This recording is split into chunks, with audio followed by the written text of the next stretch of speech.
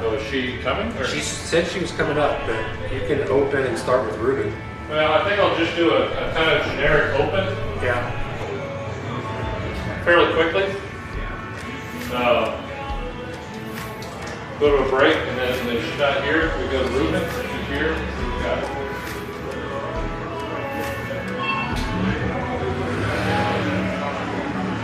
What is it about the 600 to get you guys excited? Hey, the scoreboard is on. Can you go turn it off? Put on a show. There's people here. I believe it's number 6. This is the only place I see these guys. We've been friends for 4 or 5 years now. This is the only time we see each other. It's like a family reunion. All competition. Is it all free? Oh, it's a lot of fun.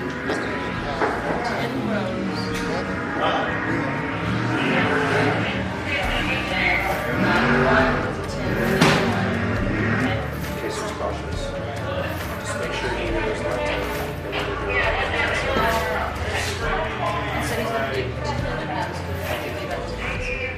I'll try. Malik! You look at racing, you look at NASCAR, you look at how they started. They used to put 60 to 70 cars on track down in Daytona Beach. Making 200 here. It's incredible. I've been waiting for these kind of races all my life, 30 years of racing. Like Ruben, Brad, have you seen it from this side? we'd like to see more. Have you seen it from this side, like the core cloud, how we do the broadcast stuff? No. So I'm setting up a connection right now to push the pre-race show and all that to Facebook on Daily Responses Facebook page.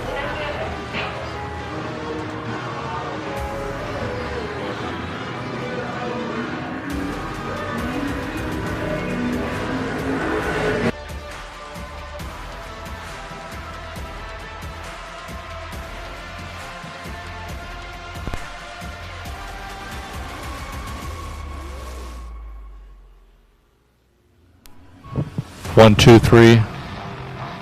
1, 2, 3.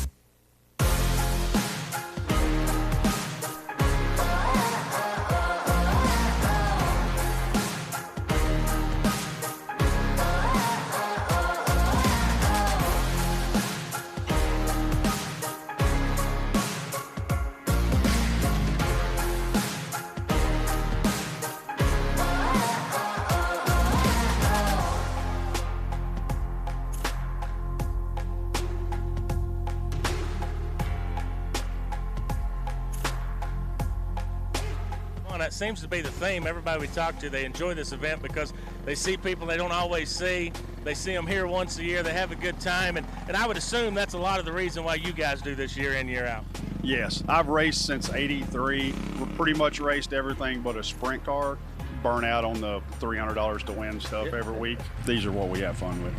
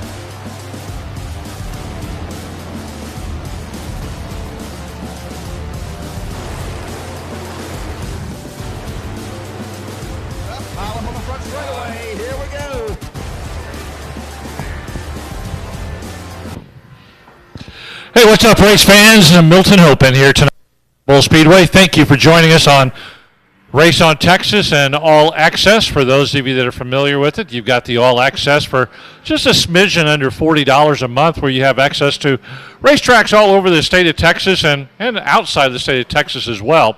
And certainly when you log on to Race on Texas and All Access, make sure that when you pick your home track, make Cotton Bowl Speedway your home track, because half of that, let's just call it $40, half that money comes back to the racetrack to help out expenditures if they're needed. You know, sometimes money may be, or a night may be short, a night may get rained out, there may be a special event somewhere in the state where not as many cars come in. Any money that comes in, half that money from All Access comes to Cotton Bowl Speedway when you make us your home track. Now, today, at about 11:30, serious message from Aaron Brungot saying, hey, hold on, Milton. We're going to make an announcement at around noon if we're going to race or not. Why? There's thunderstorms all around the state of Texas right now, Central and North Texas specifically. Tony with Race on Texas was talking to me earlier, saying that about 6 racetracks got rained out. They're not racing tonight. There's supposed to be 9 broadcasts on Race on Texas tonight. We're all the way down to 3. Cotton Bowl right now is one of those. Right around 12:15, 12:19 to be exact, something like that. I got the message, hey, we're going to go for it, and come on. So we're in the racing business, and Marianne and H have been up here working on the track, trying to figure it out, looking at the weather radar. Right now, taking a look at it, we should be good. What's going to guarantee a night of racing with no rain is this right here. This is my umbrella, okay? Now, I'm a golfer as well. I play golf all the time. If I take my umbrella out on the golf course, it doesn't rain. But if I forget it in the car, guarantee it's going to rain. So I have it. Better not rain. We got to keep up that good tradition. But hey, we've got a little over 80 cars here tonight. The Dwarf Car Racing Series of Texas is here tonight. They got about 20 cars as well.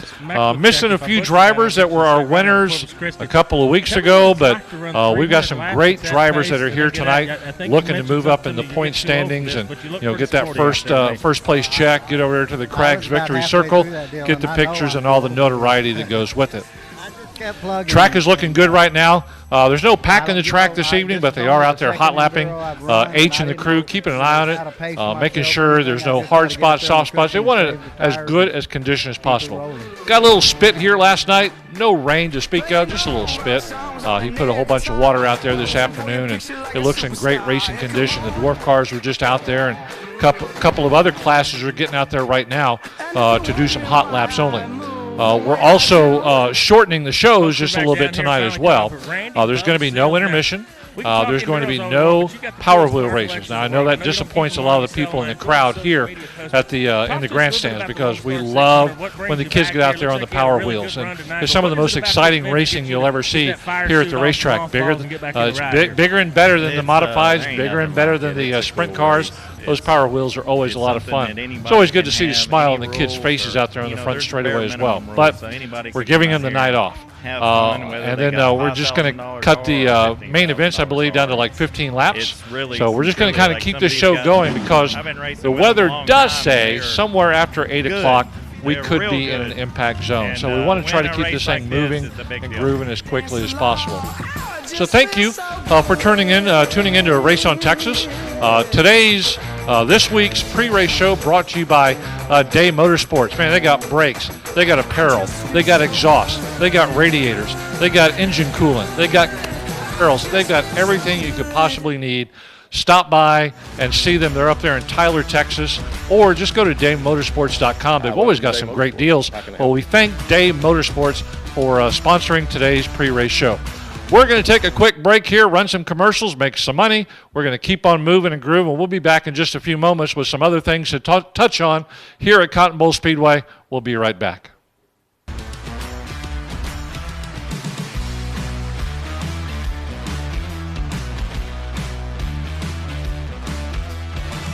Thank you for keeping Day Motorsports in business for over 50 years.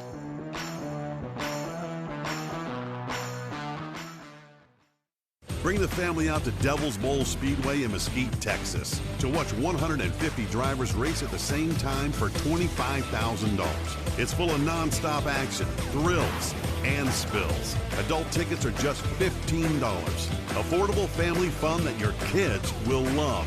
Don't miss the 8th annual Lone Star 600, presented by FCA Motorsports. Get your tickets now at LoneStar600.com. Race fans all across the country are experiencing race day in a completely new way with the My Race Pass app.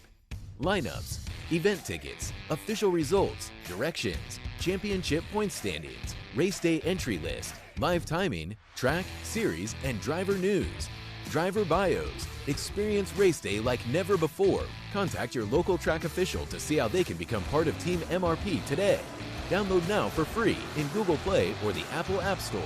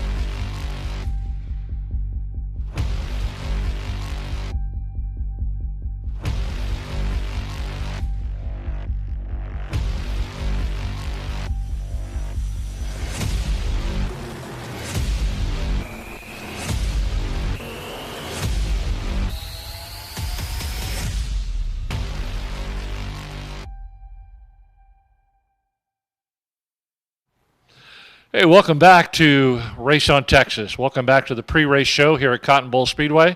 Milton Hope in here. Ruben Morales is joining me here tonight in place of Marianne, and we've got a great night of racing tonight. The pre-race show brought to you by Day Motorsports. Whatever you need in the industry, they got it for you, man. They got radiators and gifts and apparels, and you've heard of Day Motorsports, right? Absolutely. Man, they got everything. They're up there in Tyler, Texas. Open Monday through Saturday. Be sure to check out the website for the hours, but if you need it, they got it. One of their goals is to be the best #1 supplier of race car parts and accessories across the country, and Day Motorsports, if anybody can do it, they certainly can. Before we get to Ruben, let's touch on a couple of things that we can expect to see tonight and some things we may not see tonight. So a couple of weeks ago, the Advanced Auto Parts Street Stocks, we had Will Arnold in the 7A. He got the win. I didn't see him on the roster tonight.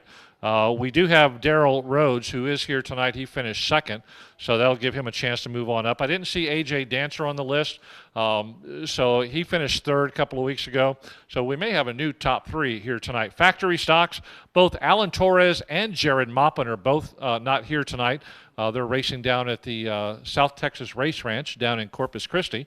And Steve Sims, I did see him on the roster. He finished third a couple of weeks ago. Magnum IMCA Modifieds, again, Jared Maupin. Man, he's a dog, man. He wins a lot of races. He's racing three machines tonight down at South Texas Race Ranch. And so he's not here tonight. Chris Moore has finished second. He has a chance to move on up. So we got a bunch of great racers, but Ruben filling in for Marianne tonight.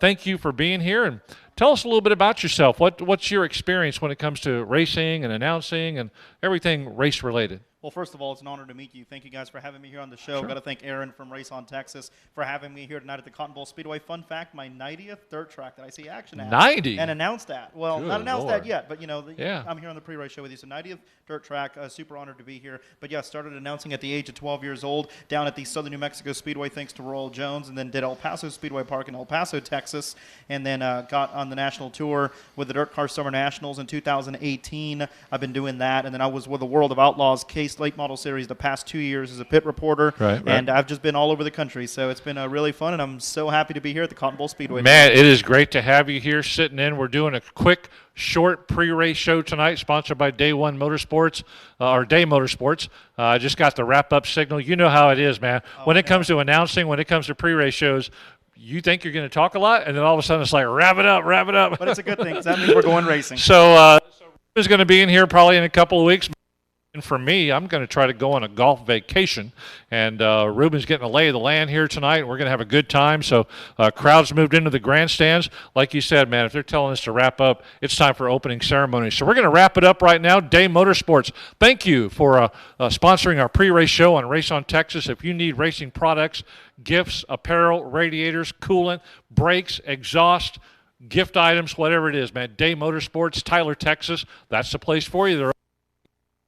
They got abbreviated hours. They're only open on Saturdays 9 to 12. Why do you think that is? Probably because they want to get to a racetrack near Tyler, Texas. But thank you for tuning in tonight. I'll throw the email address out here in just a little bit. Right now, we're going to cut it short. We're going to go do opening ceremonies. Catch you in just a bit.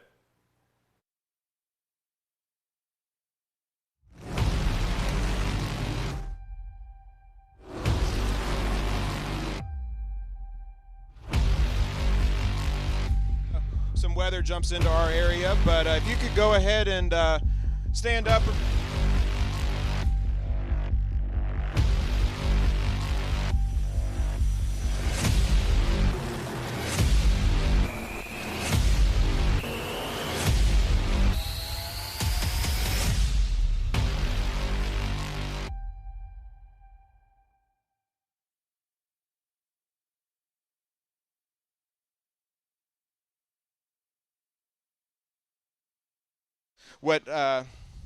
What we could only dream of doing, and that's protecting our great country, Lord. Father God, we give you thanks for this night. We ask for the safety of our fans, our drivers, and everybody coming to Cotton Bowl and going home, Lord. Father God, it's all in your Son's precious name we pray. Amen.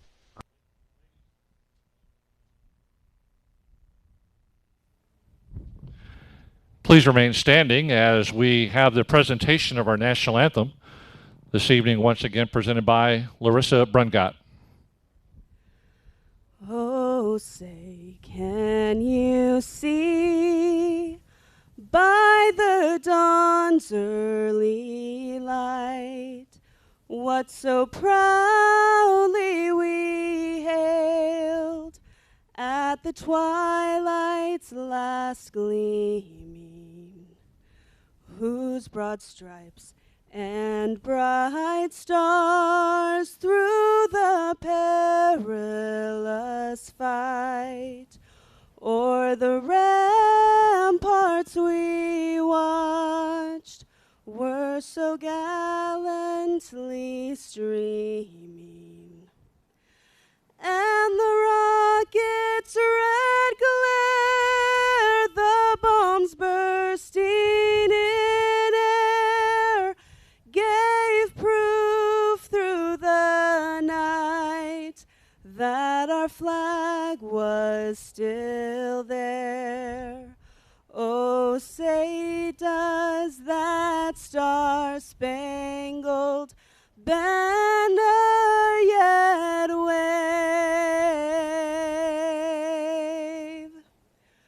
o'er the land of the free and the home of the brave. God bless America and God bless Texas. Thank you, everybody, for coming out tonight. We had a little interesting afternoon at the racetrack. We got a message. I live down in San Antonio and got a message at about 12 o'clock. Say, don't head this way yet. We got to check the weather forecast. Right now, it all looks pretty good for now. And what I did to bring us good luck is I brought my umbrella up into the announcer's booth. Now, what that means is it's not going to rain. Had I left it in my car, it would have rained. That's how it works on the golf course, and that may be how it works here. Hey, 50-50 tickets are going to be sold here tonight. I see the young ladies down there by the flag stand. Dwarf Car Racing Series of Texas is here. You see them lighting up their engines and coming around. Thank you for joining us here live in the grandstands. And those of you that are watching our Race on Texas, thank you for being here as well. It's going to be a good night of racing at Cotton Bowl. Okay, here's what we're going to do real quick also. There's going to be no intermission. There's going to be no power wheels. And main events are going to be cut to 15 laps. So we're just going to keep the show going. Not stopping for anything. No interviews, no power wheels, no intermission. So sit tight, hold on. We're going racing all the way through till the finish.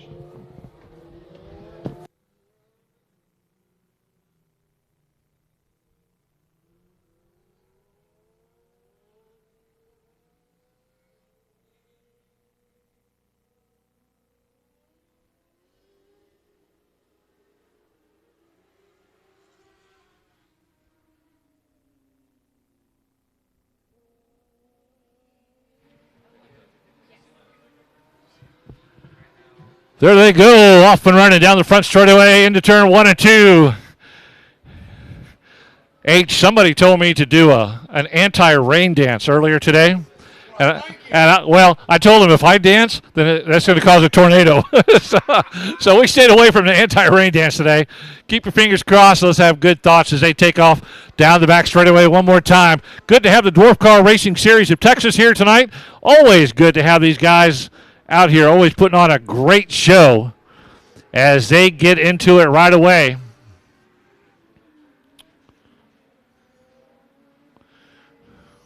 '72 Landon Cybery is leading the way around the track. Down into turn 3 and 4. Cybery leads the way as he has right from the very beginning. Started on the second row inside. Worked his way up to the front. There goes the 3 of James Pena. He settles into second, sliding down into turn 1 and 2. Get a little wiggle wobble down there. He holds his line coming out of turn 2. He's okay. 12 in, Keith Leisher settles into third as they scoop and score down into turn 3 and 4. Single file through the turn. 23, Brandon Hicks trying to come up to be a player. 27, Robert Carr out there on the track, along with 81D, Jerry Burford. That's your group of dwarf cars out there the first time by, as is the 14R of Dwayne Burford, kind of running at the back of the pack. There goes your race leader, 72, Landon Cybery. It's a race for second now as they settle in, a race for third. Oh, there goes your leader. He takes himself out. Lost control of the car, goes down to the infield, fires it back up, but he lost. He went from first to fourth in a split second. He's trying to power it back up and get back into it. Not going to happen, though. 3, James Pena now with the lead. Not sure what happened to 72, Cybery. He looked good and strong. Oh, there goes a single car spin. Single car spin. 72 and 27, Cybery and Carr spin to avoid up there at the top of turn 1. And that brings out our first yellow flag of the night. Everybody's moving, I think. Not exactly the same spot that Cybery had an issue with. This one was kind of on the high side of turn 1 and 2. Cybery, he double clutched down there at the bottom of turn 2, lost his pace, went to the infield, and got back on the track. These guys were on the high side of turn 2, and that's where they lost it. All right, let's regroup, line back up, and let's see where everybody else goes. Everybody catch up. Everybody catch up. Lights are going to go out on the back straightaway. Everybody catch up. 3 Pena, 12 Leisher. Looks like they're going to benefit from that spin out of your race leader. We'll see what happens. They get them lined up 2 by 2. There goes a 27 into the infield. 27, Robert Carr. Carr pulls his car into the infield. He's from Leander, Texas. Started 6th and finds himself in the infield. All right, here's the restart. Nathan Lavender throws that green flag and green light back into it. Pena with the lead coming out of turn 2. Got to watch it up there in the turns. They've already got a little slippery up there. Here comes the 23H of Brandon Hicks, putting the pressure on the inside, trying to make the inside move coming out of turn 4. There's your new race leader. That's the 23. He drags the 12 of Keith Leisher with him. Leisher moving up into 2nd, pushing your leader all the way back to 3rd. Here comes your original race leader, the 72 of Landon Cybery. Down the back straightaway, he's still loosey-goosey out there.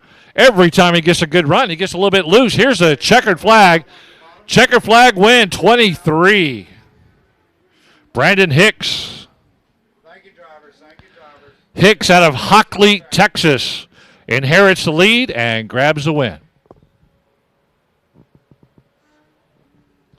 That's the first of 3 heat races for Dwarf Car Racing Series of Texas. Send the next heat out. Dwarf cars, next heat race. Come on out. Come on out.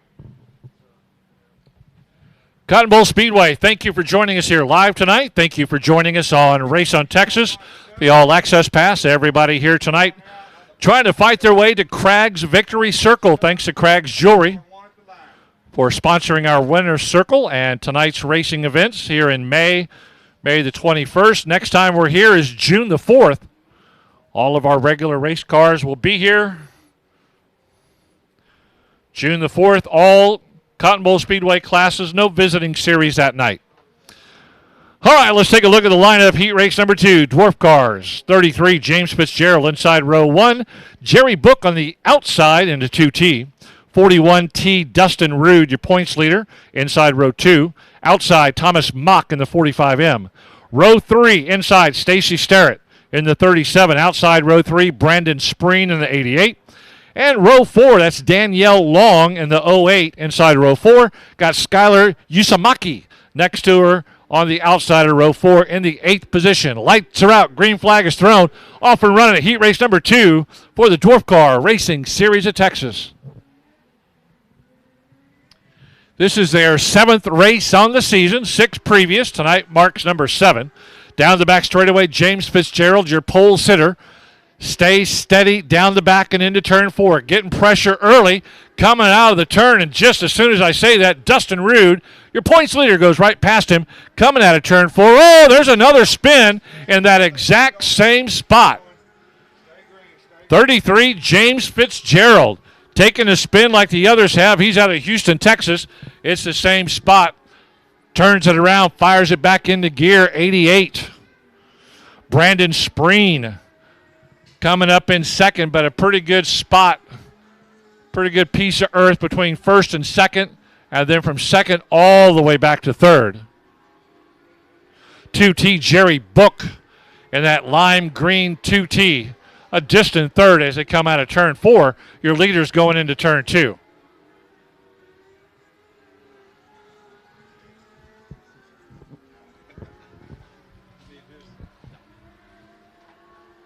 Got a spin and there we're rolling. We're rolling. 41T, Dustin Rude, he is your points leader. And you see why he is, because he got out quickly coming out of turn 4. Rude started on the inside of row 2 in the 3rd position, got up into the lead coming out of turn 4, first time by, and he's never looked back as they continue around. There goes Rude right in front of you. 88, always a strong competitor, Brandon Spreen, always looking good in the dwarf car. Brandon out of Burning, Texas. 44, Thomas Mock Also making a run there out of Temple. Good barbecue up there. McKeska's Barbecue, exit 300, Avenue H. Been there many times. Love Temple Barbecue. Outlaw Barbecue, very good as well.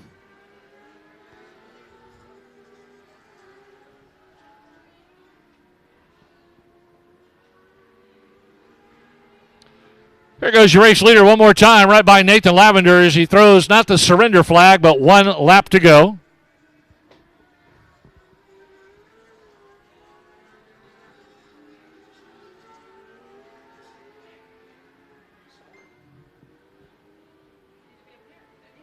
I was wondering why I got that message.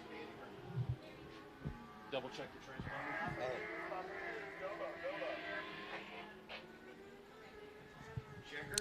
Checkered flag coming out. Your points leader, Dustin Rude. He got the win. Second of 3 heat races.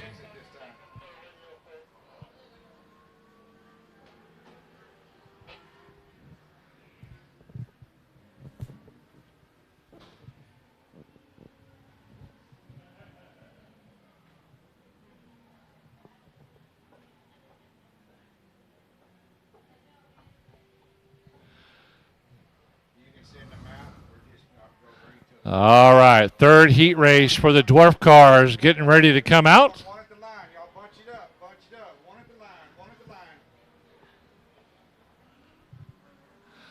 Let's take a look at the lineup. 12T on the pole is Dylan Coyne, 5M Brady Ricks, 25 Dylan Budnick in the inside of row 2, Ron Thiel outside.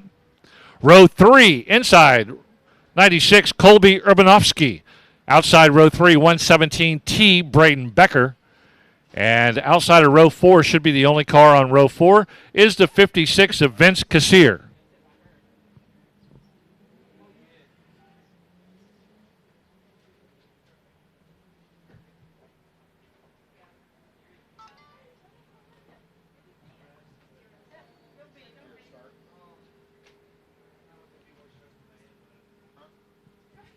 All right, looks like they're all out there. Dylan Coyne, third in points in the Dwarf Car Racing Series of Texas through 6 races so far. He leads them to the start-finish line. Off and running they go. Dylan Coyne in the 12T, sitting on the pole out of Bernie, Texas as well. Down the back straightaway he goes. Setting it up for a good run here. Got some pretty good drivers in this one. They're going to come around the first time by. Dylan Coyne leads them. 25, Dylan Budnick, second in points right now through the first 6 races of the dwarf cars. Second in points, finds himself about 30 points outside first, but he's got a good second place run right now in heat race number 3 as they come by you one more time by the flag stand. 5M Brady Ricks, also looking strong out there, running third in the dwarf car. He's out of Moody, Texas. He's about to get past if he's not careful. Keep an eye on him in 3 and 4. Yep, he just got past, just like that. That's the 117T of Braden Becker with the pass there as he moves up into third, pushes the 5M of Ricks back to second. Once again, everybody kind of settling in, single file racing. Nobody fighting for a position right now. Midway through the race, Dylan Coyne, third in points coming into tonight, trailing Dylan Budnick and Dustin Rude. And he's looking pretty strong out there in that 12T car.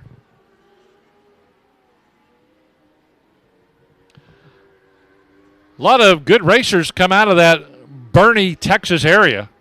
The whole Spreen family, among others. Also engine builders and guys who work on cars. Bernie, Texas, a hot spot for racing here in South and Central Texas. 2 to go this time by as Dylan Coyne shows the 2 flags there by our flagman Nathan Lavender. His typical patriotic and checkered flag safety helmet up there. Doing a good job trying to get these races going and under our belt before Mother Nature may have a say. I think it's one of those things that we're so concerned about it's probably going to go all the way around us, and we're going to get everything under our belt. Only thing I'm worried about is driving back to San Antonio in that weather. But that just means I can stay at Buc-ee's longer. I'll do some shopping at Buc-ee's. I'll just sit in Buc-ee's all night. There's a checkered flag win. Dylan Coyne leads green to checkered all the way. Third place in points, first place in your hearts in this race.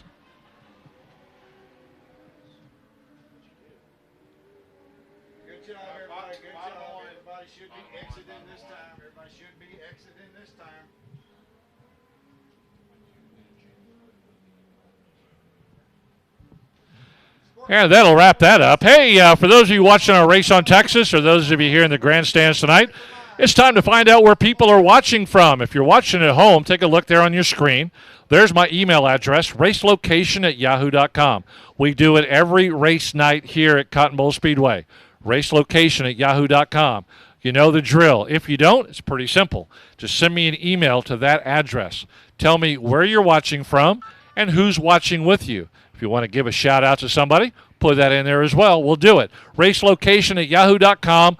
Where are you, and where are you watching from? Even though we're showing one, be ready for it. If I get it cleared, I'm still going green. All right, all right. IMCA Southern Sport Mods coming out. Andrew Supak leads them out in the 115. Doug Ripple in the 8. That's your front row. Second row inside 00, Troy Alford. Outside, the high five of Joseph Ponton Jr., 777 of James Hanish, and outside of him in the 9M, William McGuire. 10D, Johnny Torres. Interesting to see Johnny up here tonight. And then row number 4 outside, 17E, Eric Stigelski. Uh-oh. Rear end is locked up down in turn number 1. We got a car sitting there. We can't get going until that is out of the way.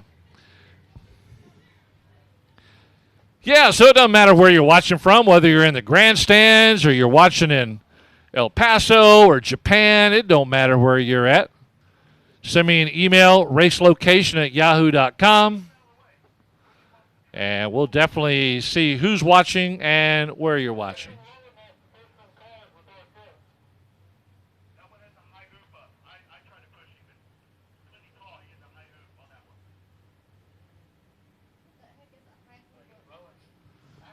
Not sure what a high hoopla is. I used to do a hoopla hoop, but I'm not sure what they were saying down there.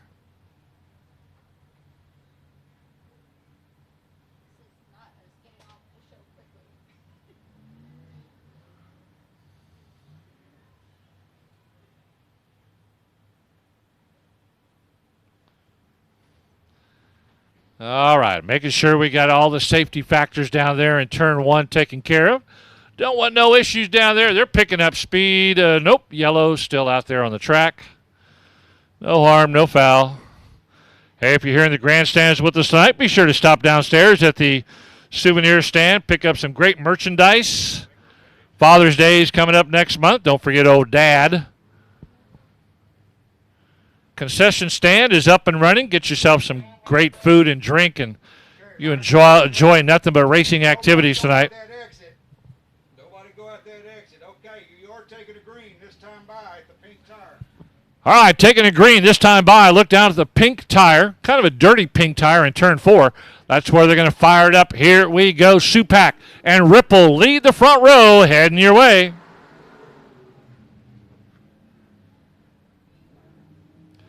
Doug Ripple outside of row 1 takes the early lead coming out of turn 2. Down the back straightaway they go. Whoa! Watch out, Ripple goes into the spin cycle. A couple of other cars get collected. 00's tapping his head, top of his car. He knows it was him. 00, Troy Alford. 10-4, 00. I appreciate it. We'll make a big announcement of it. Go to the rear. It's a total restart. Hey guys, I do just want to say that was a completely intentional spin on the 8 gears was involved with that heat and the 11 8 and 6 last race as well. That was way too much information I didn't even understand. Thank you.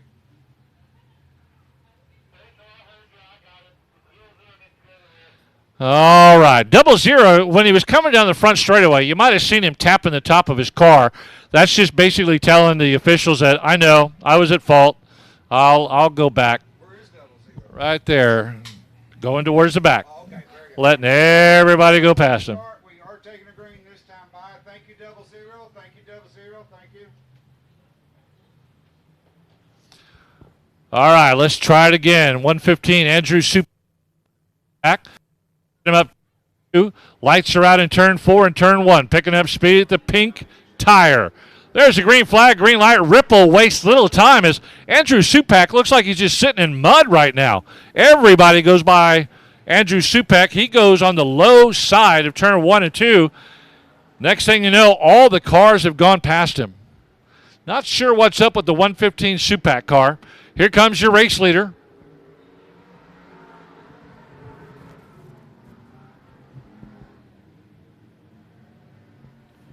Doug Ripple coming out of turn number 2 as your race leader.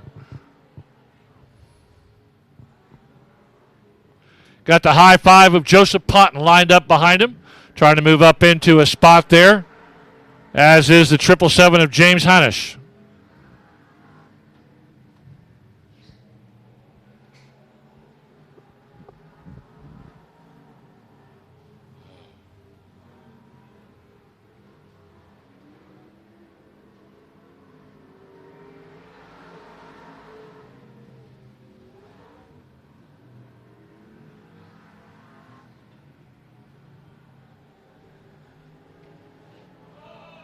Oh, watch out. Holy cow. Woo! Close business out there.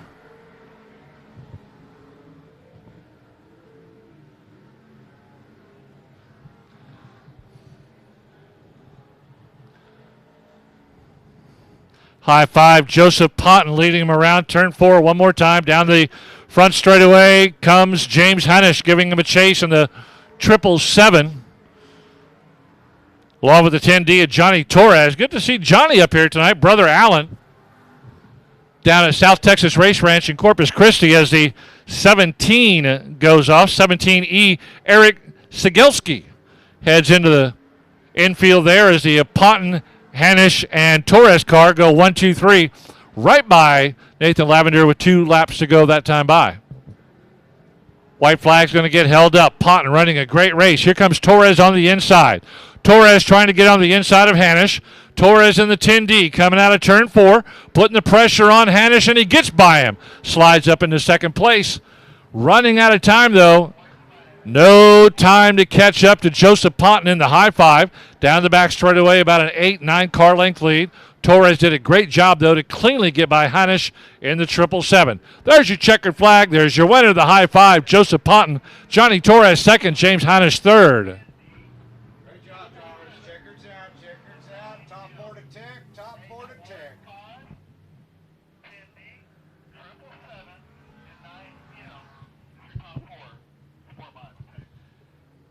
Yeah, we got Brian Harbison watching on Race on Texas tonight.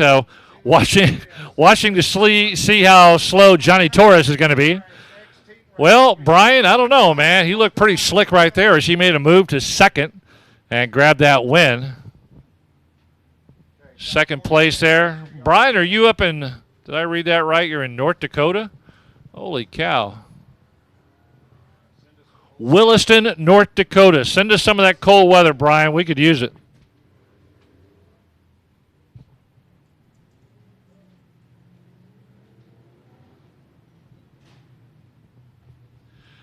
Hey, hello there to Brenda and Richard Edwards. They're watching at home over in Copper's Cove. Thank you, Brenda and Richard Edwards, watching from Copper's Cove on Race on Texas tonight.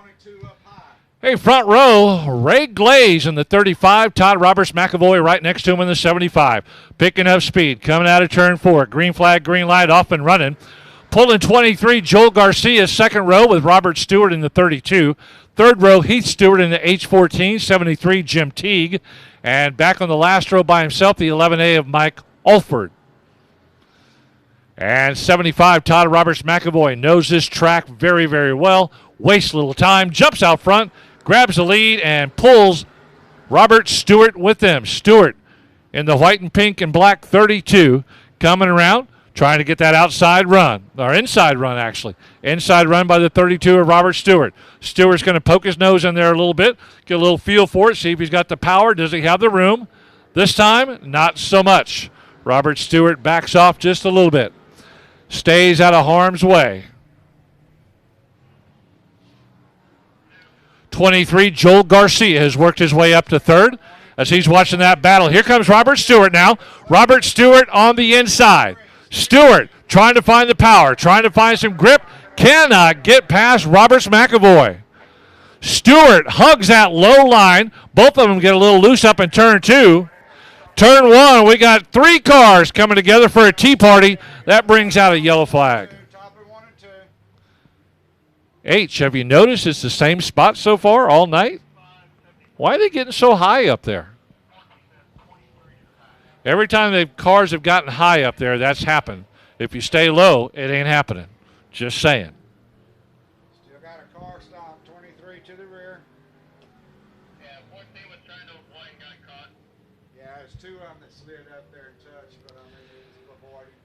Hey, big shout out to Cindy and Russell Wilburn watching from Spring, Texas. They say they love Cotton Bowl Speedway. Also sent a very nice picture as well. So thank you, Cindy and Russell Wilson. They got their picture taken outside the Outlaws motor truck there. All right, very nice. We look forward to seeing you guys back. Enjoy your time over there in Spring.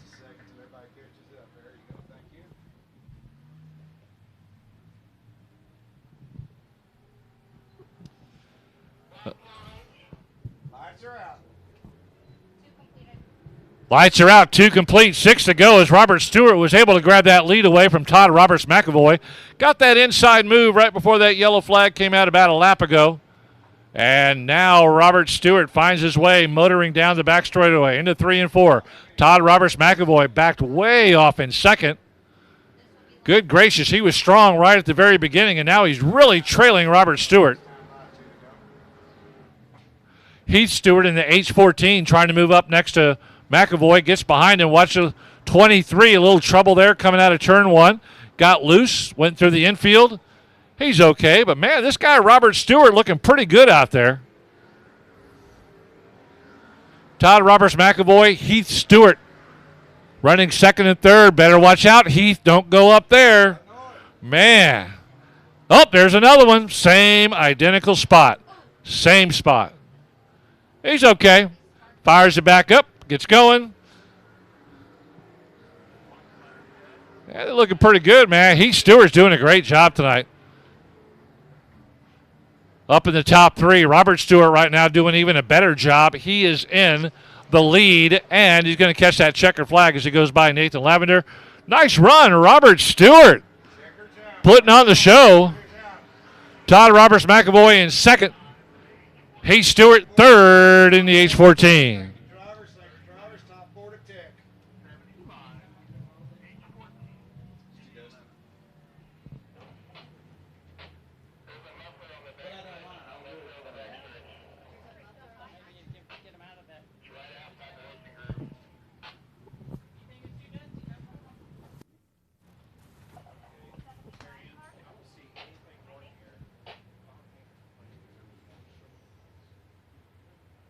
Send them out. All right, we got debris. I got it.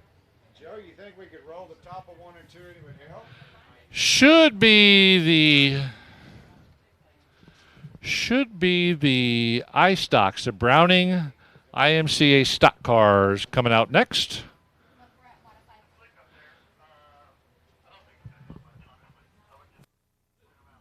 I'll just warn them all. Thank you. Oh, yeah.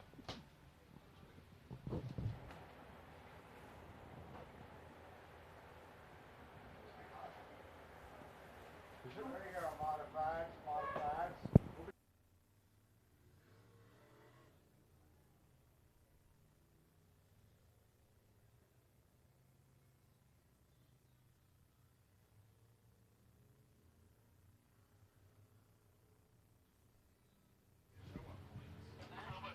All right, IMCA. Magnum IMCA modifiers coming out. Let's take a look at it. 48R, Raymond McSpadden, front row pole. 20T, Troy Seidel next to him. 377, Donald Banker, inside row 2. Outside row 2, Matt DeWitt in the 12D. 26, Wyatt Bohannon, third row outside. 94B, Brenda Kirby. And at the back, 94, Chris Morris. But do not expect to see Chris Morris sitting back there at the back very long.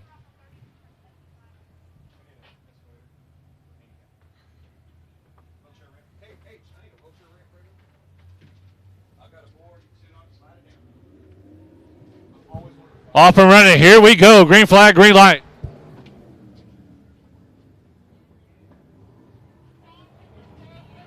I just have to. I need it.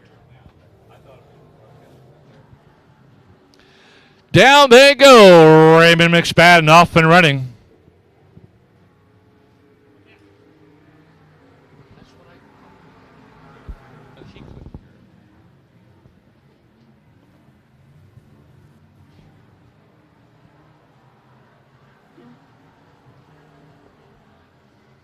Raymond McSpadden getting out to the front quickly down the front straightaway with the lead. 20, Troy Seidel, 20T, McSpadden.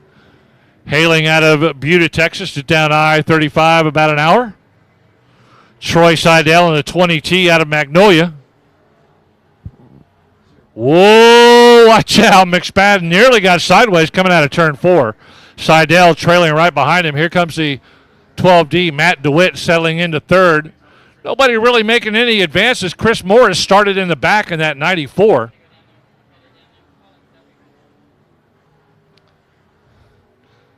I always get confused with the 94 and the 94B.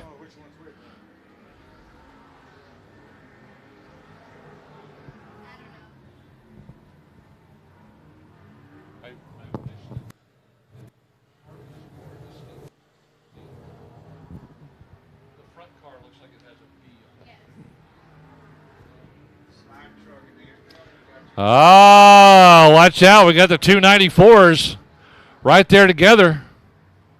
Chris Morris, Brenda Kirby. They get side by side. I don't know who's who. There's a little B somewhere next to that 94. That looks like Chris Morris on the inside getting that right left front wheel up in the air. Brenda Kirby getting a little loose.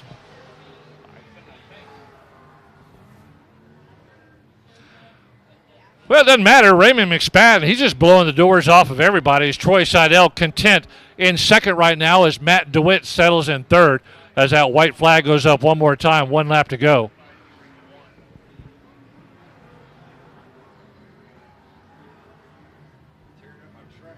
Chris Morris, the points leader, coming into tonight, it looks like, as we look at the points. Checkered flag, Raymond McSpadden with the win. There we go, Troy Seidel and Matt DeWitt. So your front row finishes first and second just like they started.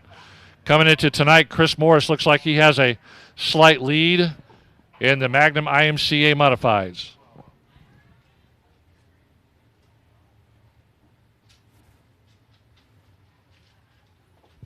Send them out.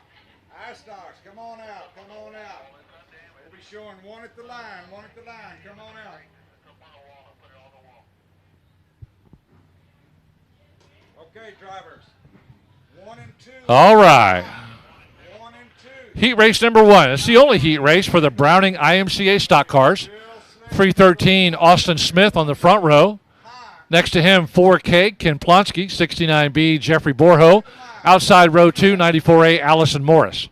Inside row 3, 33M, Mason Doherty. 27, Kobe Allen next to him. Row 4, inside 704, Nate Robbins. And C3, Chris Birmingham. Outside row 4 and row 5, Jason Batt. In the rear, again, watch for Jason Batt to make a move quickly in the iStock heat race here. He comes into tonight. Looks like he's the points leader according to the website. Chris Birmingham second, Nate Robbins third. Cheese. Nice selfie. I like that. All right, lights are out. Here we go. Folks on the top row taking a group picture there. Here we go. Off and running. Leading him down the front straightaway. 313 Austin Smith. Jumping out quickly. He's from Kempner, Texas. 4K Ken Plonsky staying right there with him along with Jeffrey Borho in the 69B.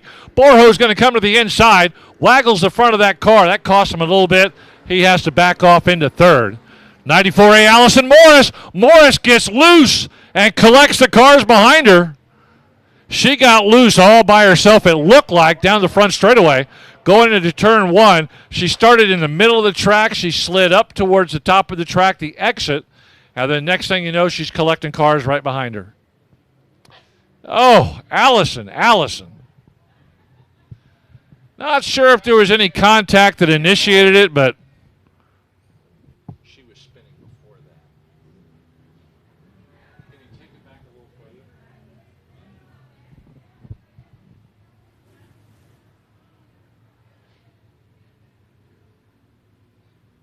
She's spinning on her own.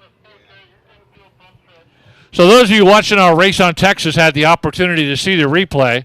And right there, she wanted to go left. The car wanted to go right. And that's exactly where it went, into that outside wall, just past the exit gate on the track. No contact by any other car to cause that spin. She was just all by herself. You hate to see that happen on the first lap, right at the start of a race.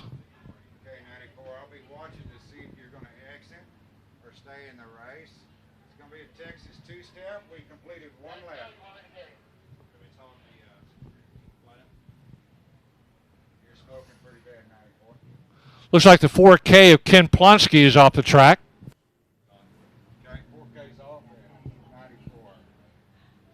And it looks like 94A Allison Morris, after that solo spin, she's off the track as well.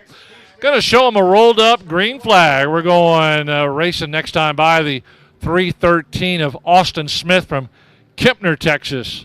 He's on the pole. He jumped out to the quick lead. Plonsky already had to be pushed off. He's out of Killeen, Texas. Allison Morris, who had that solo spin down the front straightaway just around the corner in Taylor, Texas. Lights are out. Race leader out front by himself. Everybody else 2 by 2 behind him.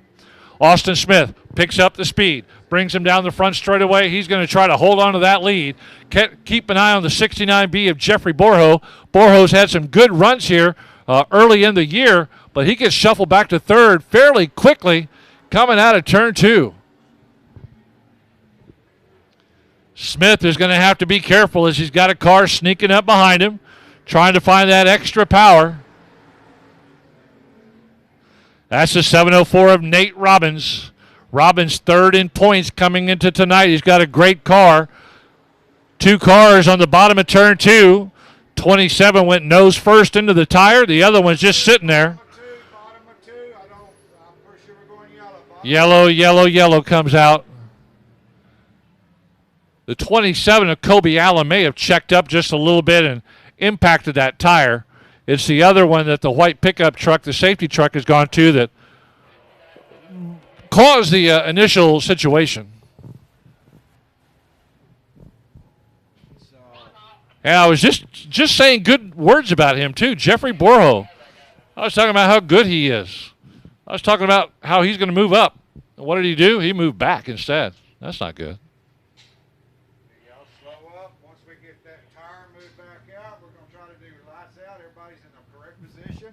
Lights out on the back straightaway, drivers.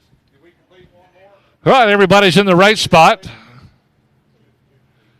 2 complete, 6 to go as Austin Smith on a pretty good run right now, but he's going to have to watch out for the 704 and Nate Robbins, who was making a move there before that yellow came out.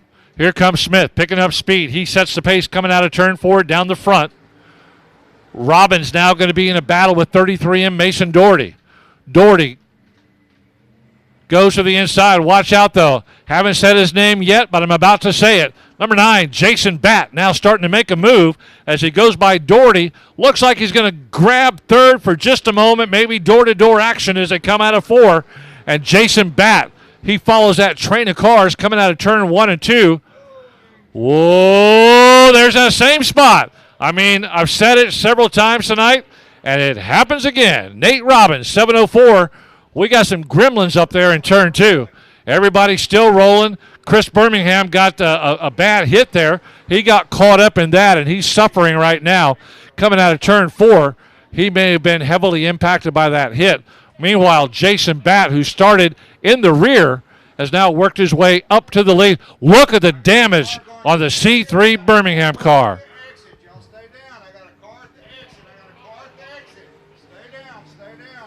Nate Robbins and Chris Birmingham. Good golly, Miss Molly. That is horrible, horrible damage to those cars early in the night. Yellow's out. The exit is blocked down there in turn 1. They can't go any further. 704, Nate Robbins. I can see the back of his car at the exit of turn 1. That's just boy, you just hate to see that early in the night where we're trying to get racing in due to Mother Nature. You know, Robbins got a little bit loose up there. Birmingham took the big collision right there on the side.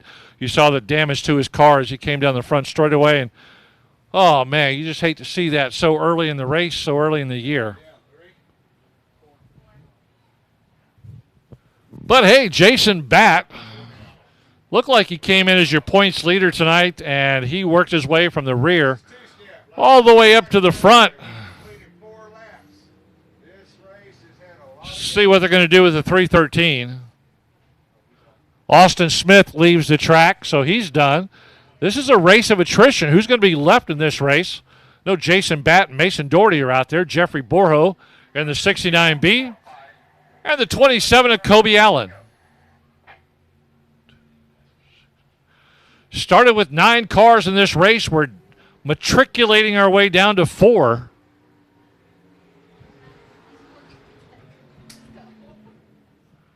You don't have to hook the bottom, just don't go past the middle.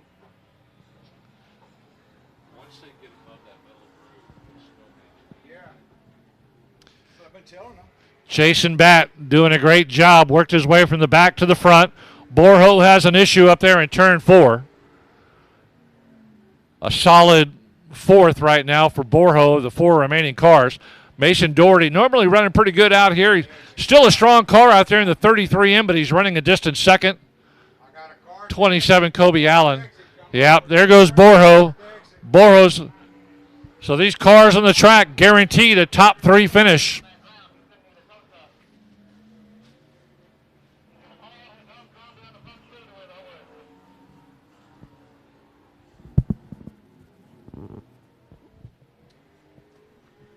One lap to go. Jason Batt on cruise control right now as he's watched car after car after car leave the track due to mechanical issues or body damage. And yeah, he's your points leader. He's doing a great job tonight. He does what he's supposed to do. He starts wherever he's told to start, works his way through traffic, finds himself up in the first spot, sees the checkered flags for the first time tonight. Jason Batt, Mason Doherty. And 27, Kobe Allen finishes up in 3rd.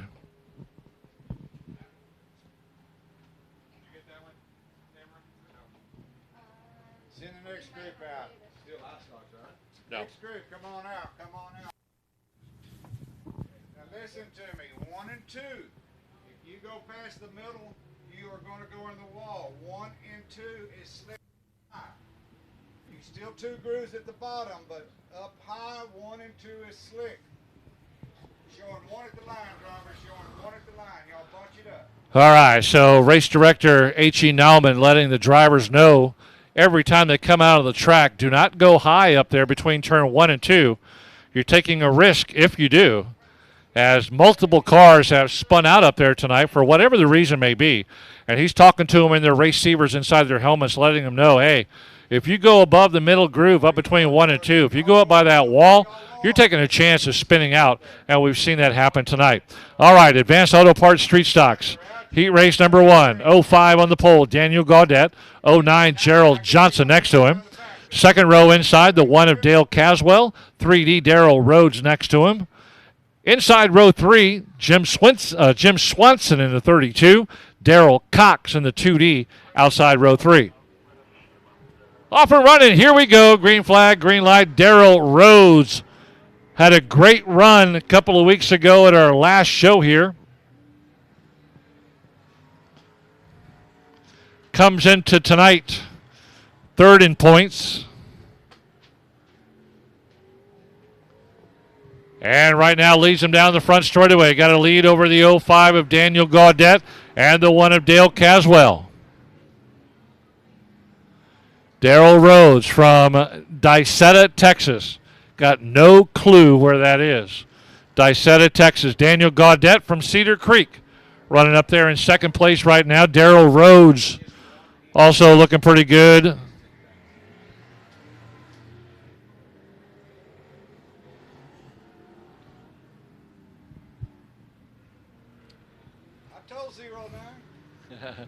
Just one heat race for the Advanced Auto Parts Street Stocks tonight, and Daryl Rhodes taking advantage of it right now as he goes on cruise control down the front straightaway. Daniel Gaudette now getting pressure by Dale Caswell on the bright yellow number 1 out of Lockhart, Texas.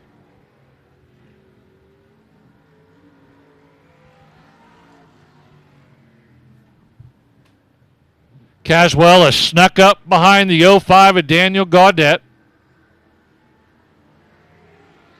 Racing for second and third as Daryl Rhodes is checked out already. Watch the top of turn 4. We got smoke pouring out of that car. 32, Jim Swanson. Well, thought he was going to go in the pit area. He's going to stay out there. He paid to get in. He paid to drive. He's going to stay out there as long as he can. Daryl Rhodes now lapping traffic. Cruise control right now for Rhodes as we talked to him in the winner's circle earlier this year. Way he's driving right now, we could see him in Craig's victory lane later tonight.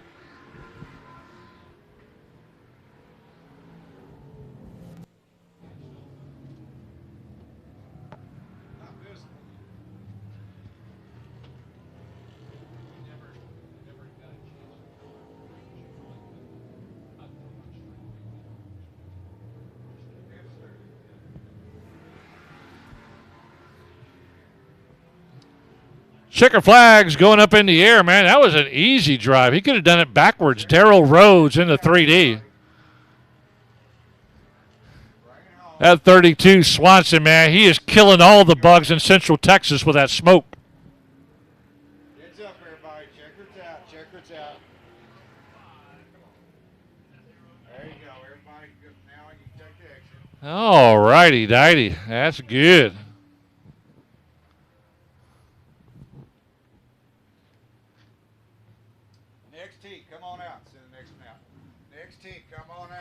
Next heat coming out quickly. Hey, if you're watching us live or if you're watching us on TV, send me an email, racelocation@yahoo.com. Let me know where you're watching from, and we'll definitely give you a shout out. Tell me where you're watching from and who's watching with you. Bunch up. We're showing one at the back, one at the back.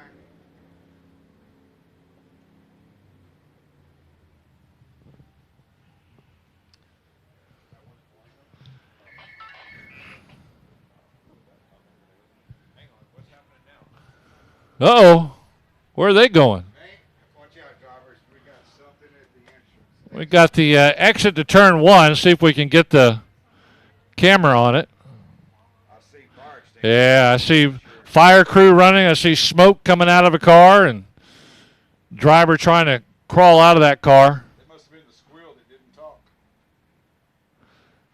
All right. Racelocation@yahoo.com. Let me know where you're watching from and who's watching with you. We'll give you a shout out here coming up in just a bit. We're just trying to keep the show moving tonight. We're going to run heat races, no power wheels tonight, no intermission. We'll go right into the main events, one after another, see if we can get this done before the R word potentially moves in to Central Texas.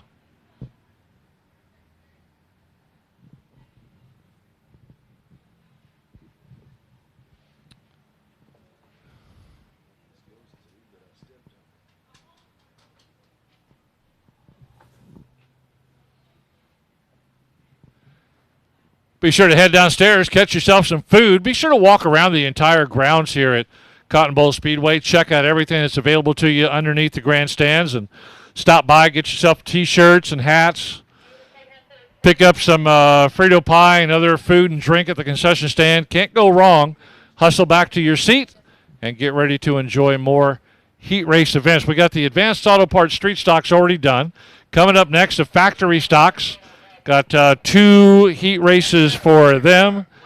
And then the Design Welding Sport Compacts, and that'll wrap up our heat races for the night. All right, Advanced Auto Parts. Oh, no, actually...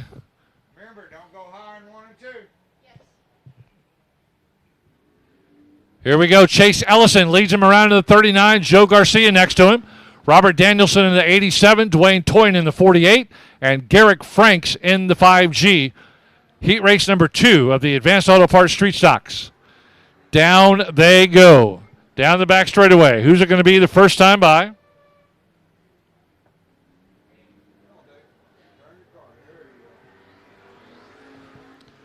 '39, Chase Ellison, your pole sitter. He's out of Pflugerville, Texas. Leading him down the back straightaway. Joe Garcia out of Bryan, Texas as well. Here's Robert Danielson in the 87 out of Bandera.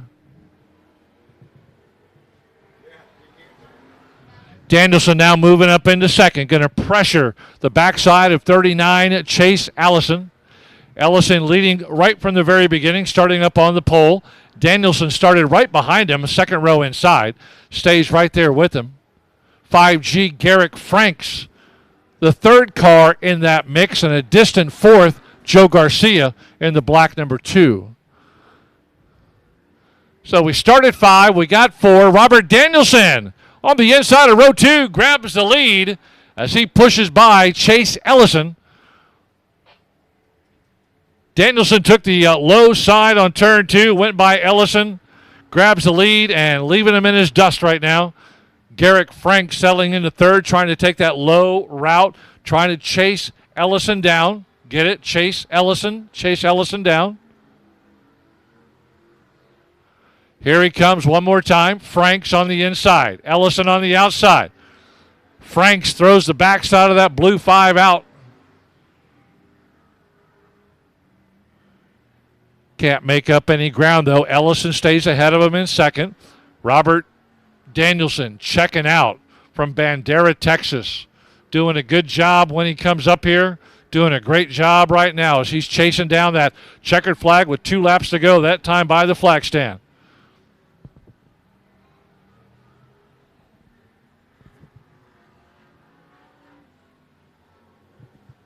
Easy run out there. Ellison staying in second. The blue 5 of Joe Garcia.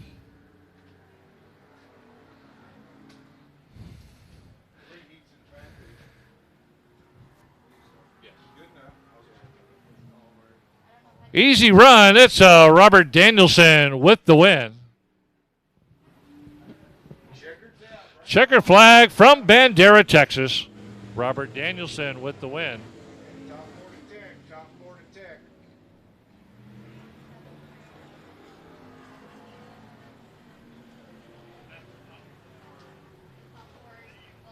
Come on out, Factory Stocks. Come on out. Man, we got some true dirt racing out here tonight.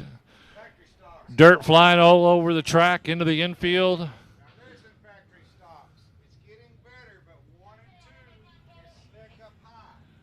One more time, the factory stock drivers are being talked to in their helmets into their race receivers by the race director, letting them know, okay, listen, don't go up into turn 1 and 2 high or you're liable to spin out. So you're taking a chance if you're going too high. He's warned every group that's come out so far, don't go up into turn 1 and 2 too high or you're liable to spin out. Some people listen, some people don't. Factory stocks, heat race number 1. Starting on the pole, 4D, Brian Mailer with the lead. 7, Kevin Najek will be next to him. Row 2 inside, 43, Stacy Robinette. 53K, Casey Kraus. 29K, Dylan Kowalik inside row 3. There's the Koala Crazies out there tonight. 8-star Tim Homeyer. 4th row inside, Rusty Head in the 55R. B4, Billy Rozetsky the 4th. And first car, Douglas Barber. Comes down the front straightaway, leading them right there. Oh, they got checked up right under the grandstand, or right under the flag stand.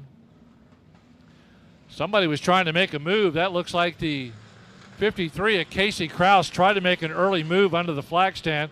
We had a little bit of an accordion effect.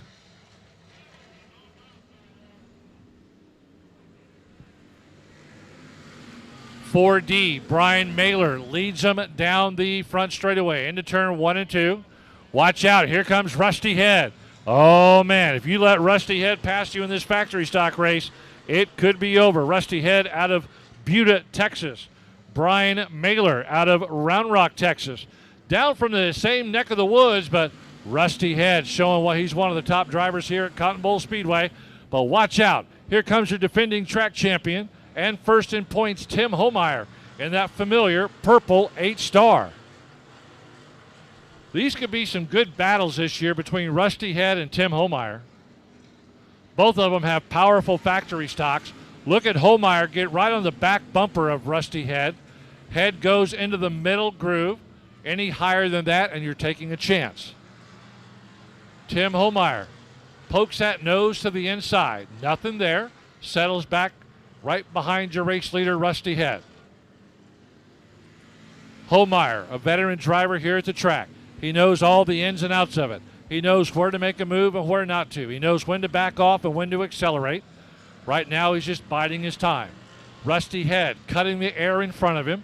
Homeyer drafting behind him. Good battle for third back there with the 53 of Casey Kraus trying to grab the third position. Kraus out of Seguin. And just as he goes by the flag stand, Kraus grabs second place over Mailer.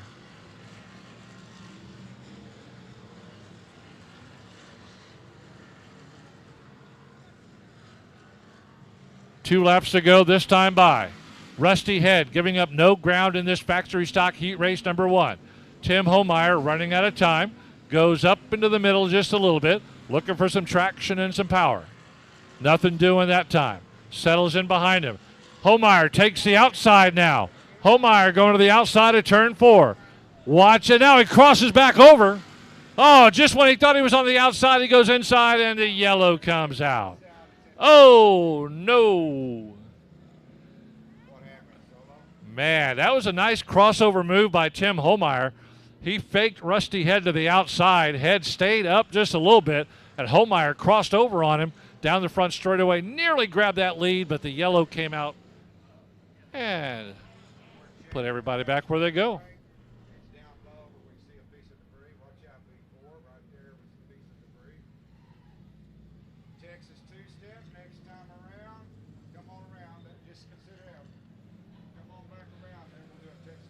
Hey, Charles Hopper is watching with his family on Race on Texas from New Berlin, Texas. Thank you, Charles, for watching. And also Rob Sanderson up in Seneca Lake, New York. What? Rob Sanderson. What are you doing up in Seneca Lake? Good golly.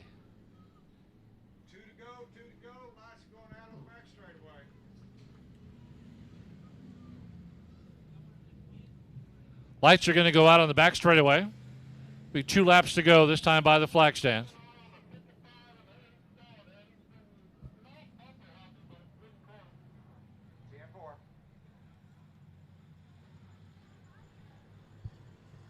Lights are out. Rusty Head. Tim Homeyer having a great battle. Don't count out the 53 of Casey Kraus. Now that he's caught back up with the pack, he could become a player in this top 3 shootout. Dylan Kowalik, same thing, 29.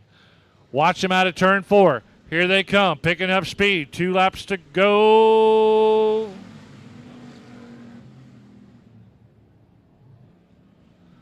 Rusty Head, Homeyer, Kraus, Kowalik, Mailer. That's your top 5 down the back straightaway.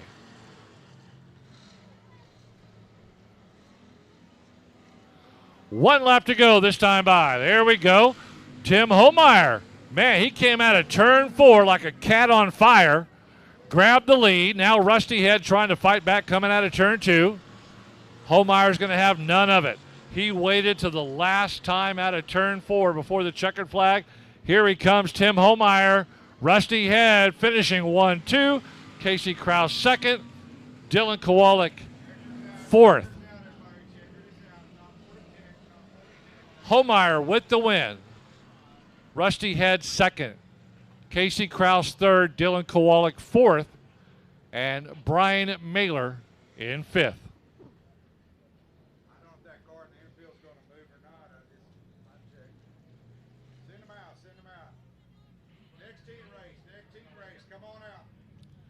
Well, Rob, have a good time up there in New York, and hopefully you can have that new motor for our next race coming up on June the 4th. And again, Charles Hopper watching with the family in New Berlin, Texas. And Carolina Hopper, thank you.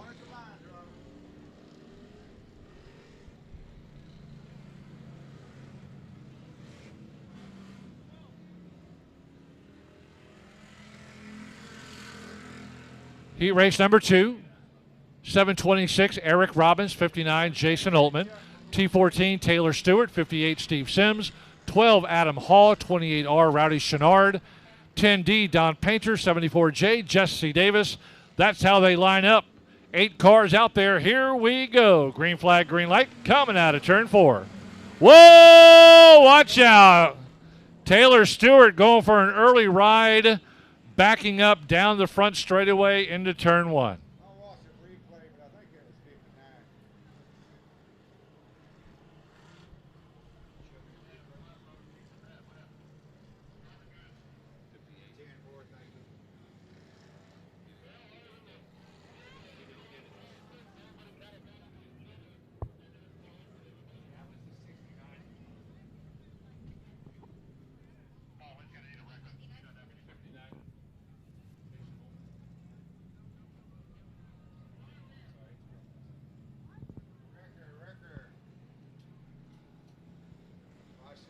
Oh, no, you hate to see Taylor Stewart's night end that early. Hopefully it's nothing serious.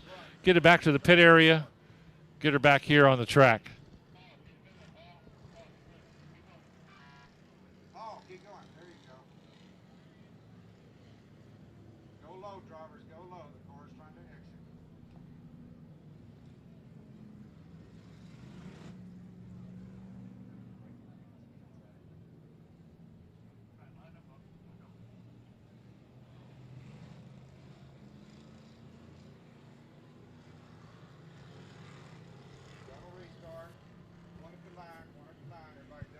All right, total restart minus Taylor Stewart, lining them up side by side. Eric Robbins and Jason Altman will go back to the front.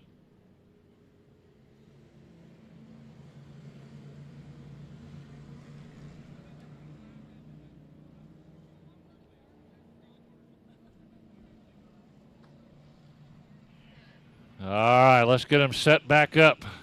Down the back, lights are out. Robbins, Altman on the front row, going to lead this heat race number 2 of the factory stocks here at Cotton Bowl Speedway. True dirt track racing tonight. Great racing surface out there. Here we go as Robbins leads them down the front straightaway.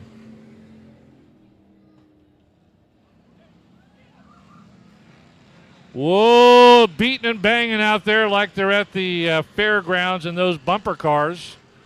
Coming down the back straightaway, everybody still facing in the correct direction. Factory stock heat race number 2 underway. Eric Robbins, your race leader. Jason Altman in the 59 out of Round Rock, Texas. Here comes Steve Sims in the 58. Sims out of Austin.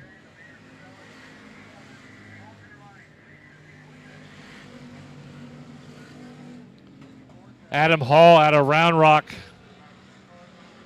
Right up front, Hall and Sims running 1-2, catching up with slower traffic. Got to be careful as they make their way by. Lapping traffic is always the part that's dangerous. You don't want to get taken out by a back marker.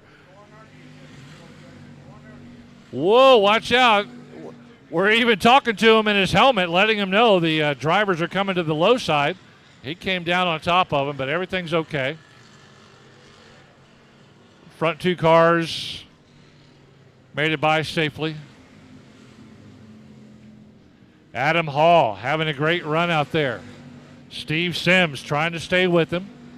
Running out of laps to grab this heat race win. Second heat race for the factory stocks tonight.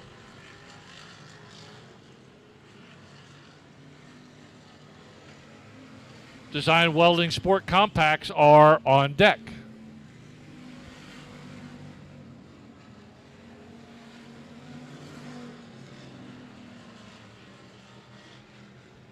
And Hall, Adam Hall, having a good run out there.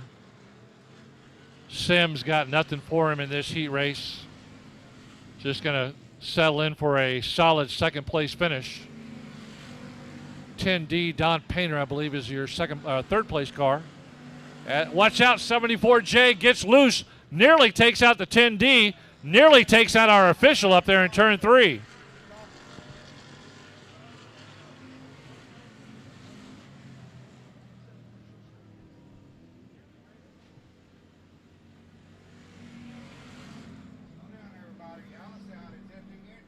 '74J Jesse Davis out of Smithville, just around the corner a little bit. Comes into the infield, done for the heat race.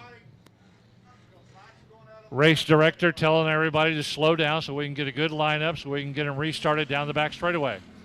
That was a close call for the 10D of Don Painter, as the Davis 74J came down on Painter, down on turn 2, just barely missed him before Davis went high on turn 2, and Painter was able to avoid that contact.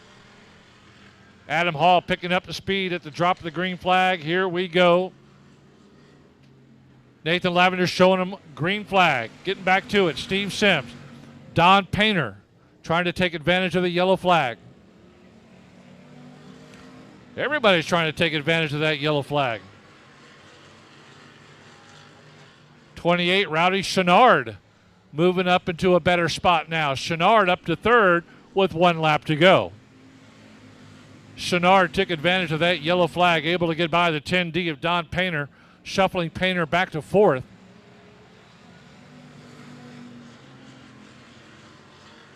Looks like that's how they're going to finish, though. Checkered flag's going to come out this time by Adam Hall.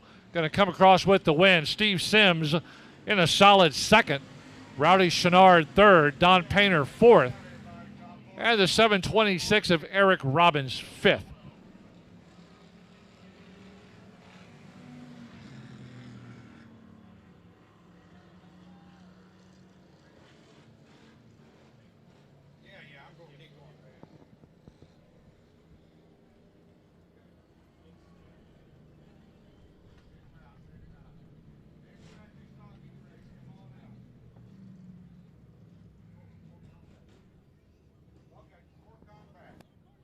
Design Welding Sport Compacts coming out on the turn 2 exit. 1 heat race for the Sport Compacts.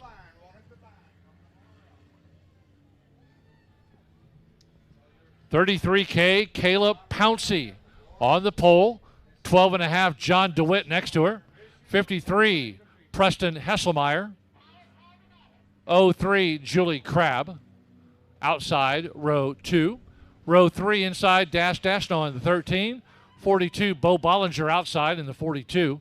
And row 4 on the inside, Cody Crabb in the 00. 3S, Sandy Schaffner outside row 4.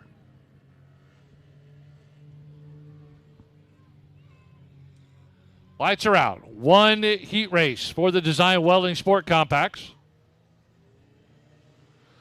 Picking up speed, those back 2 cars never caught up. Hey, that's too bad. We got to go racing. Green flag, green light.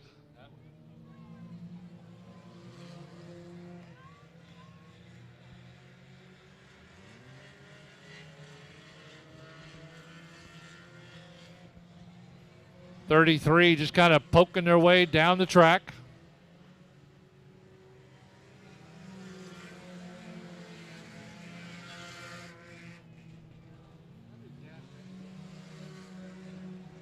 Dash Dashnall up in the lead in the 13. Looks like the 12.5 of John DeWitt. In second as they come down into turn 3 and 4. Oh, the 33 better get out of the way. Caleb Pouncey, move, move, move.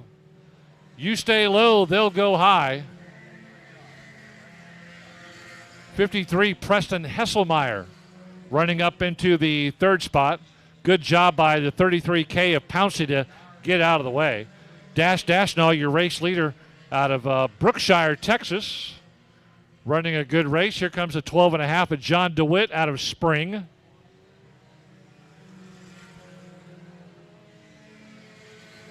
'53, Preston Hesselmeyer, a solid third out of Gerald. Not sure he's going to be able to catch up to your front two cars. Dashnall and DeWitt.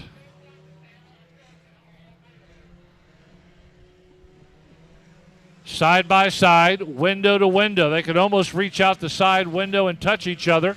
Down into turn 1 and 2. Dashnall stays out front as DeWitt nearly takes out that inside tire in turn 2. DeWitt really pushing on the inside. He thinks he sees some ground that he can get that inside move, but Dashnall shuts the door on him. DeWitt's going to try the outside now in the 12.5. He couldn't get by the inside of Dashnall. Now he's going to go to the outside. Dashnall stays low. You see that dirt kicking up. Starting to dry out on the low groove. Watch out. Dashnall holding on to the lead. DeWitt coming up on the outside. Now catching up with slower traffic, may be blocked. Now he's going to go to the outside. Oh, your race leader, Dash Dashnall. He gets blocked by the slower car, and DeWitt goes by on the outside of turn 2. A great job by John DeWitt. He maneuvered to the correct side of the slower car, and Dash Dashnall just absolutely got from 40 miles an hour to 2 miles an hour and lost first place.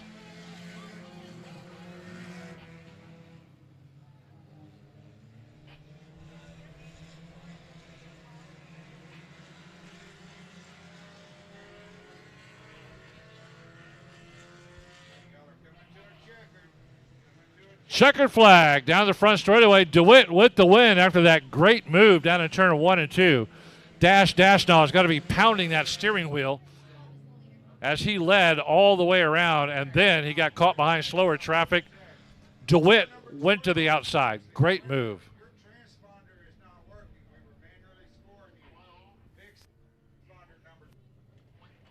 Well, had to do a little manual scoring on the 12 as his transponder wasn't working. But he did a good job, though. He made that decision going into turn 1 and 2 as Dash Dashnall was going to the low side. Then he got caught behind the slower car, and DeWitt just made the decision. I'm going to the outside. He passed and grabbed the win.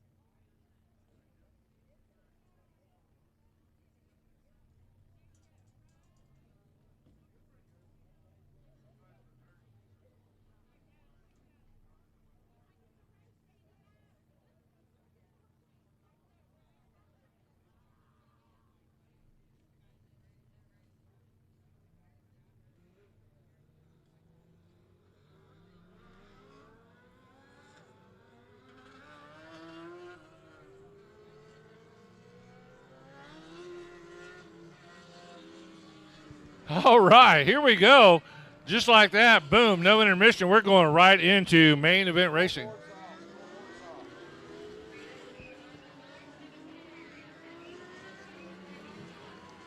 Dwarf Car Racing Series of Texas is going to run 20 times around.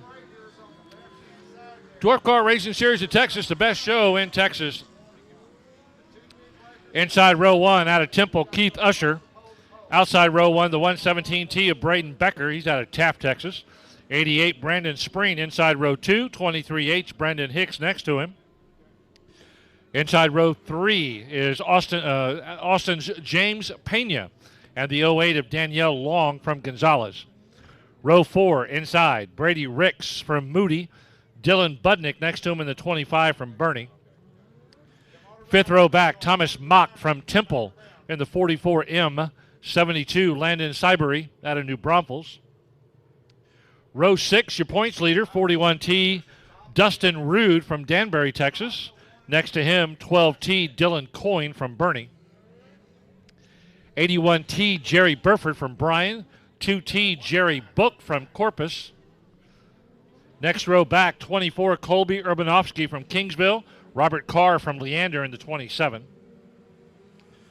Next row from Missouri City, the 33 of James Fitzgerald. 56A, Vince Cassier next to him out of Port Lavaca. From Plantersville, 37, Stacy Sterrett. And next to him, Ron Thiel from Victoria. Dwayne Burford from Three Rivers in the 14R. The 0, Skylar Usamaki. And the 8T of Tatum Bell from Willis. Lights are out, 20 times around. Here we go, green flag, green light. It's the Dwarf Car Racing Series of Texas. Off and running they go. 20 times around as we move into main event racing only. Rain all over the state of Texas. 6 racetracks in North Texas rained out tonight. We are one of 3 being broadcast on Race on Texas this evening.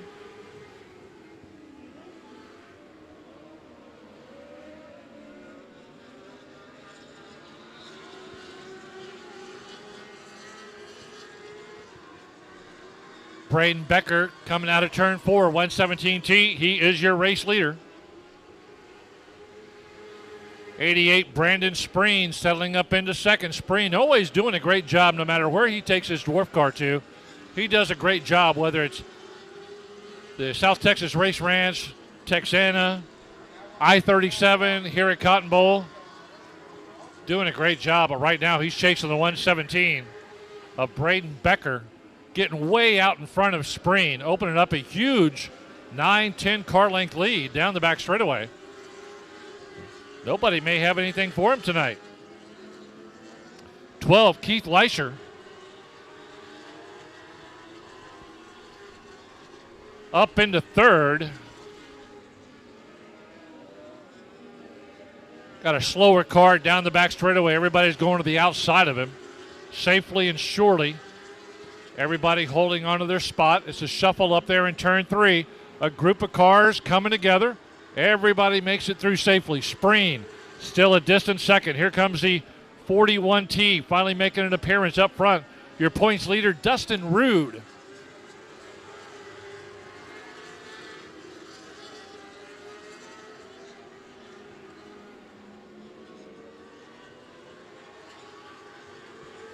Dustin Rude has done a great job. He's the points leader in the Dwarf Car Racing Series of Texas as he started way back on the 6th row inside. He started in the 12th position. He's already moved 9 spots up. He's in third, now trying to chase down the 88 of Brandon Spreen.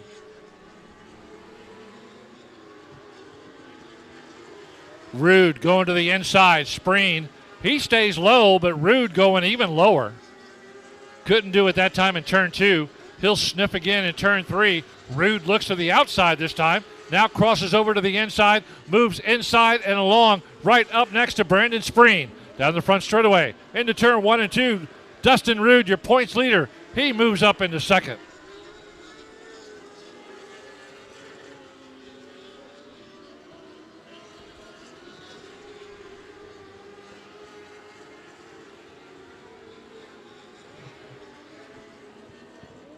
20-lap main event coming up on the halfway point.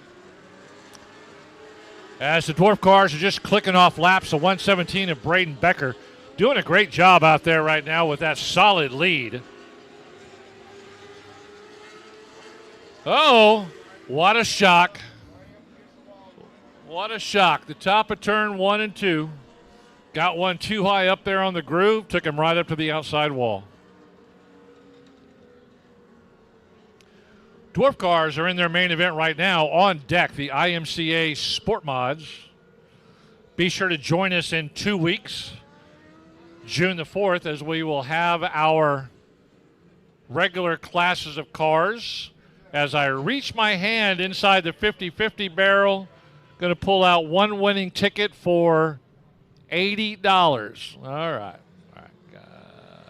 Got it.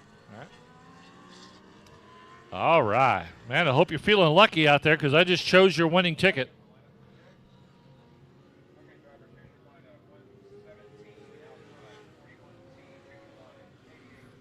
Good deal, Rob. I appreciate that information. We look forward to seeing you back here June the 4th. A new fast engine inside that race car of yours.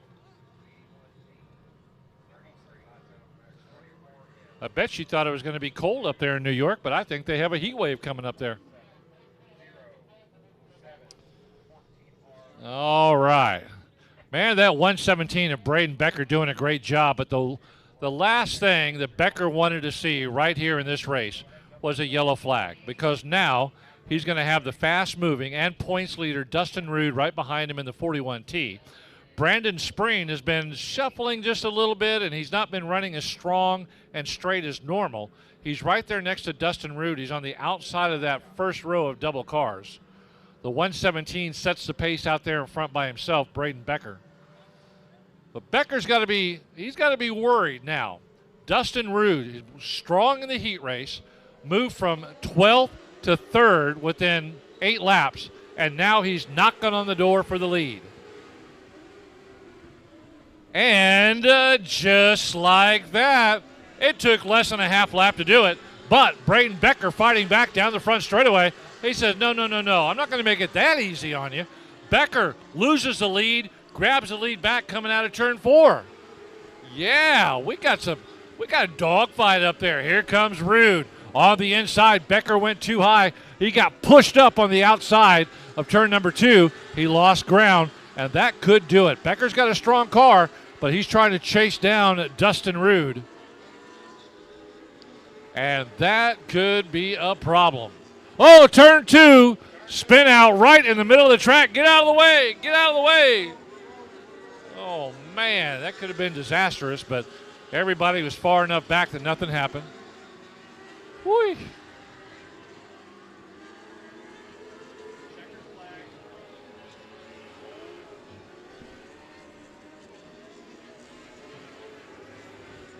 All right. Good golly, man. That was a great racing there by your front 2 cars as Becker had the lead.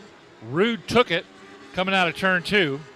Becker grabbed it going into turn 3 and 4, and now Rude is back out front in that 41T. Look at those little tires cut into the dirt, the Central Texas dirt here at Cotton Bowl Speedway. He is moving in that 41T. I told you that's the last thing Becker wanted to see was a yellow flag with Rude right behind him. Now Rude's got to be careful with the slower traffic, starting to catch up to him. Gingerly made his way by that silver dwarf car. He's just blowing by everybody like they're sitting still and he's going 1,000 miles an hour. Great setup on that 41T dwarf car. Becker in the 117 now going by some of the slower cars. Turn 2 on the low side. Get out of the way. All right. Get out of the way. Look like the 72 of Landon Cybery. Gonna do a quick lineup and get right back to it. IMCA Sport Mods on deck.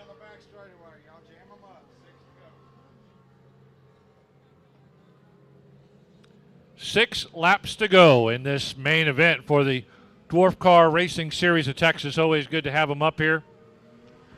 June the 4th, We are back here at Cotton Bowl Speedway. We'll have all of our regular classes. After that, June the 18th, all of our classes will be here, plus the dwarf cars return to the racetrack. July the 2nd, we will have the modifieds, sport modifieds, compacts, dwarf cars, and Texas dirt trucks. Yep, there goes one off the track into the infield. Meanwhile, Dustin Root says, I don't care, because I'm way ahead of that car. Pulling back ahead, Spreen back up into second in the 88 as they come by the flag stand. Laps clicking away. Spreen was able to get by Braden Becker. Becker gets shuffled to second. A little bit of contact there by the fourth place car going into the turn 1 and 2. No harm, no foul. They just keep on rolling. Rude, your points leader. He's going to be the points leader coming out of tonight as well. Brandon Spreen, Braden Becker, second and third.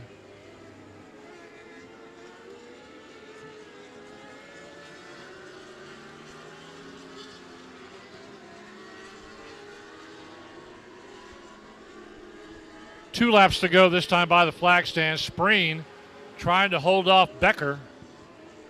Becker's got to be careful of that car that's right behind him. Whoa, spin in turn 2. Everybody going to split on each side of him. All right, he's out of the way. We stay green flag, white flag, 1 lap to go.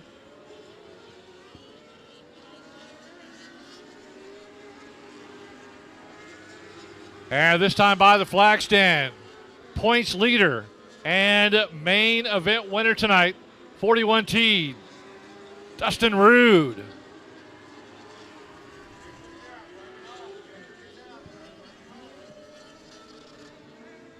Dwarf Car Racing Series of Texas putting on another great show for us. They'll be back on June the 18th. Regular classes on June 4th. They'll be back on June the 18th.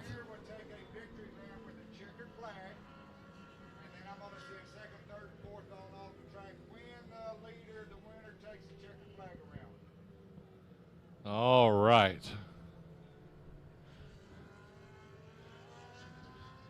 You know, Dustin Rude was your winner right there.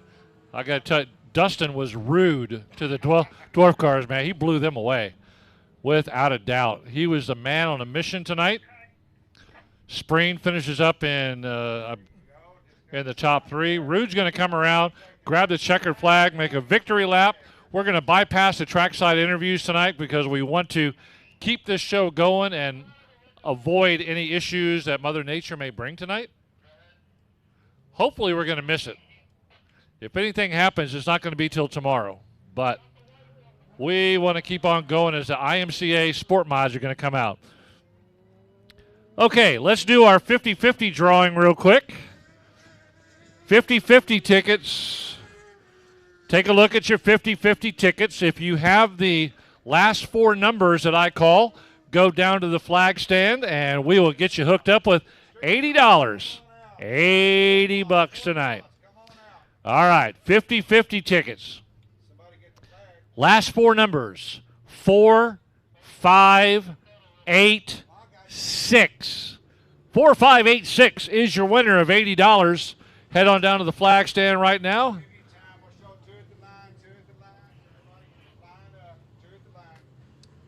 All right, going to show them 2 at the line.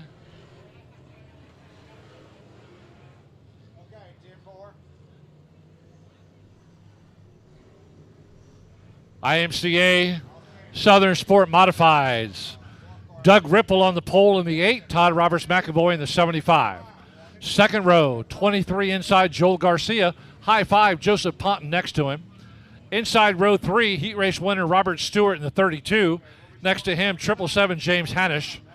Row 4 on the inside, the H14 of Heath Stewart. Next to him, the 9M of William McGuire. Row 5, the 10D of Johnny Torres.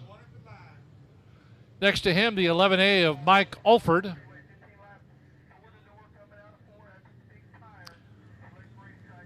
Row 6, the 00 Troy Alford. Outside, 73 Jim Teague. 115 Andrew Supak on the inside of row 7. Ray Glaze outside row 7 in the 35.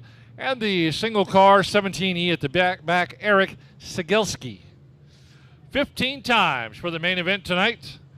Leading him around, Doug Ripple, and Todd Roberts McAvoy leads them to the flag stand. Here we go, picking up speed. IMCA Southern Sport Modifieds. Down into turn 1. Pole sitter Doug Ripple gets out front early.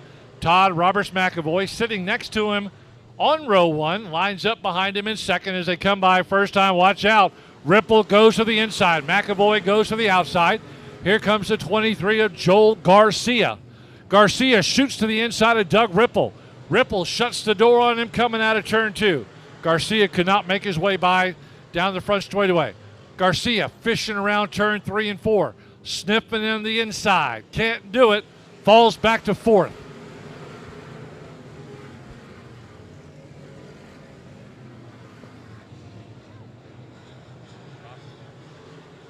Todd Roberts McAvoy now jumps out front as he's able to get by Doug Ripple. Here comes the high five of Joseph Ponton Jr. Ponton goes by into second, goes by Doug Ripple. 23, Joel Garcia, still sitting in a pretty good spot there in 4th. Garcia coming up on the backside of Ripple. Wants to move from 4th to 3rd. He looks to the outside. Gentle nudge on the back of Ripple's car. Now he shoots, crosses over to the inside. Ripple gets loose. Garcia goes inside. He's going to tuck it low on turn 1 and 2. Ripple shuts the door on it. Oh, Todd Roberts McAvoy. Oh, no. Your race leader, Todd Roberts McAvoy, issues on turn 2. He's all the way back to the middle of the pack. Oh, no. That opens up for the high five. Joseph Ponton Jr. We stay green. Watch out, Robert Stewart. Woo, he went up there along the wall and nearly lost it, just like a lot of cars have tonight. 5 cars together going into turn 3 and 4. Nobody's giving up ground. Robert Stewart caught in the middle of that pack. Got to be careful as he gets up behind Doug Ripple.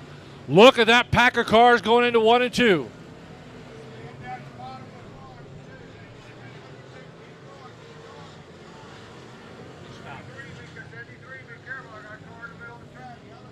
Yellow, yellow, yellow.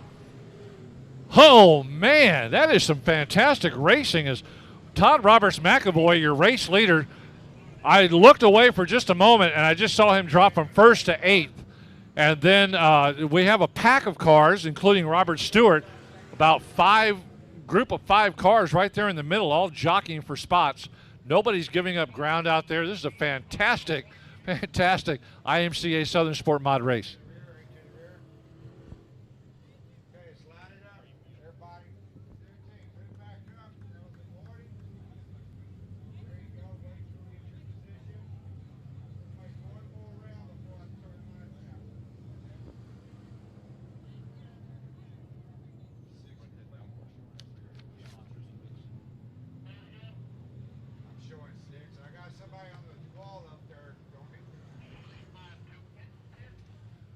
Oh, man. Well, Joseph Ponton Jr., he's doing a great job. He knows where he goes. Watch that 23, though. 23 of Joel Garcia running a great race out there right now in the IMCA Southern Sport Mods. Getting caught up in the mix there and working his way up towards the front. He'll be on the inside of that first row of double cars.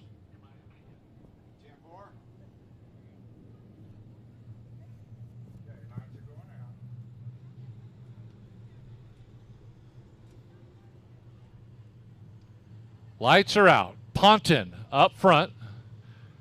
Got a big group of sport mods ready to pounce. If they see an open spot, they're going to grab it inside, outside. They don't care. Here we go.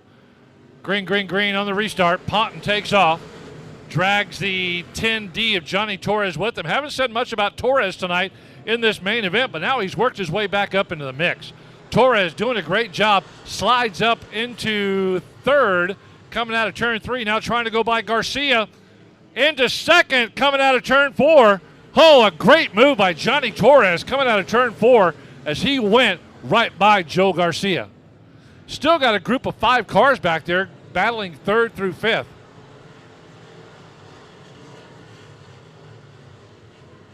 Ponton is checking out the high 5. He's letting everybody else be grouped back together.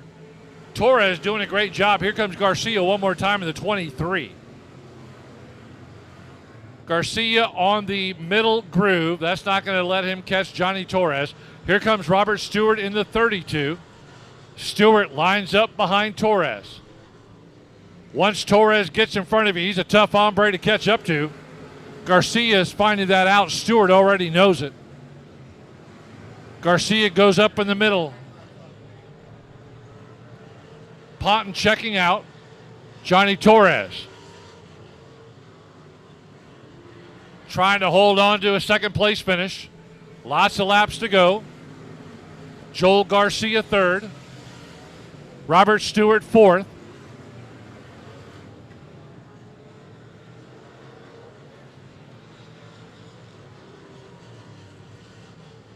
Joseph Ponton, once he got out front, a masterful race that he's running. Johnny Torres. Torres started the 5th row inside, started position number 9, and finally worked his way up into the mix in the top 3. Now in second. But he is not going to be able to reel. Oh, your race leader off the track. Holy cow. That's twice now that our race leaders have given it up and pulled into the infield, and Johnny Torres now inherits the lead. Man, that's going to be a devastating blow to Ponton, who was running great out there in the high 5. Johnny Torres says, hey, nothing I can do about it. I'll take first place. See if he can hold on to it over Joel Garcia in the 23. Robert Stewart 3rd in the 32. Oh, Ponton's got to be pounding that steering wheel right now. Just got to be absolutely PO'd.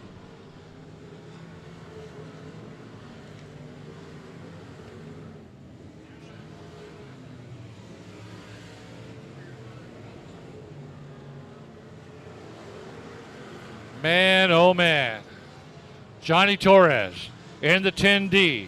He's going to pick up the white flag. 1 lap to go. Joel Garcia 2nd. Robert Stewart 3rd.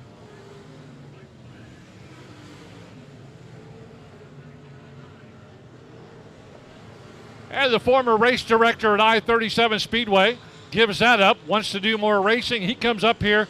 He gets the win. Johnny Torres. Joel Garcia 2nd. Robert Stewart in 3rd.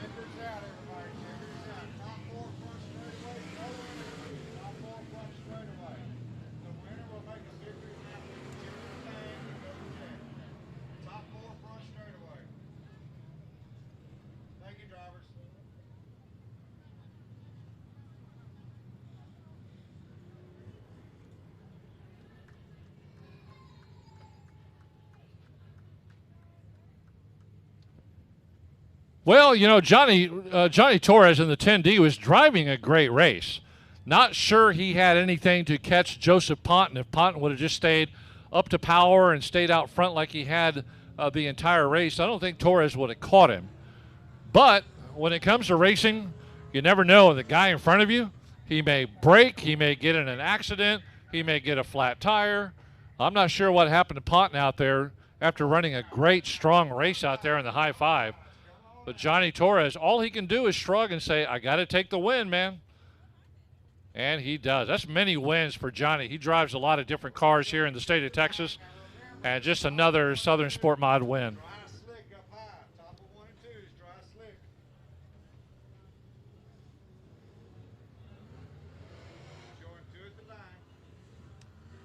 All right, up next, we just keep this show going.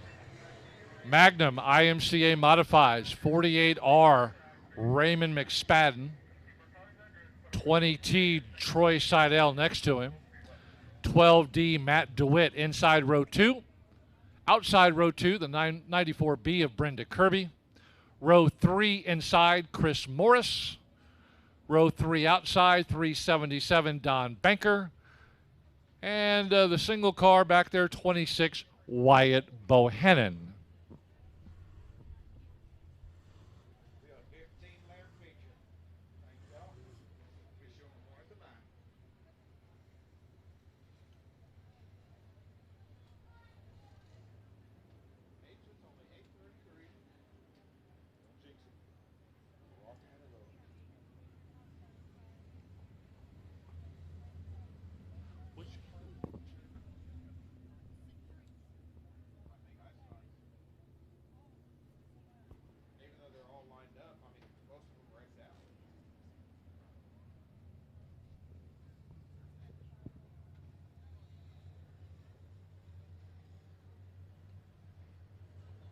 The IMCA Modifieds, Magnum IMCA Modifieds to be exact. Lights are out. 6 of the 7 cars are out there. Lights are out. Nathan Lavender says, "Giddy up, boys. Here we go." 15 times around. Raymond McSpadden leads him down the front straightaway. Troy Seidel will be next to him in the 20T. Let's see how it all shakes out. Keep an eye on the 94, Chris Morris. Morris, your points leader coming into tonight. Couple of cars that beat him 2 weeks ago. They're not here this evening, and here they come.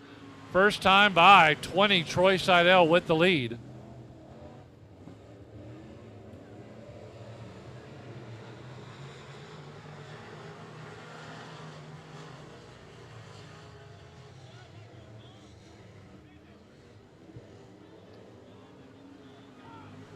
Man, single file. Oh, front straightaway contact, throwing the sparks up there. We'll call him Sparky. I'm assuming that's Chris Moore. Uh-oh, turn 2.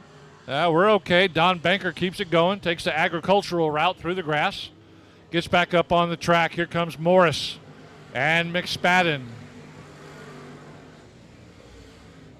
and Kirby.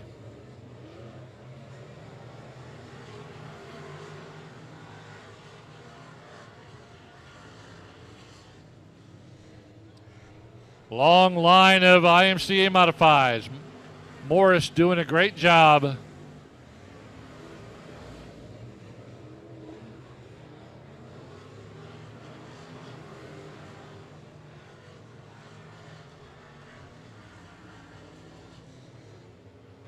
Morris running that masterful race just like he always does. Raymond McSpadden got nothing for him. Brenda Kirby running strong out there. Troy Seidel started up front on the row 1 outside, is now drifted all the way back to 4th place in that 20 car. Looks like he may have some damage to the right side of that car. He may be the one that scraped up along the outside wall. That front hood piece punched up in the air. Not supposed to be like that, but it is. May be affecting the aerodynamics of the car as Morris comes down the front straightaway. McSpadden a distant second. Once Chris Morris gets out front, that's it. Unless something goes wrong with his car, he's mighty good. Mighty good.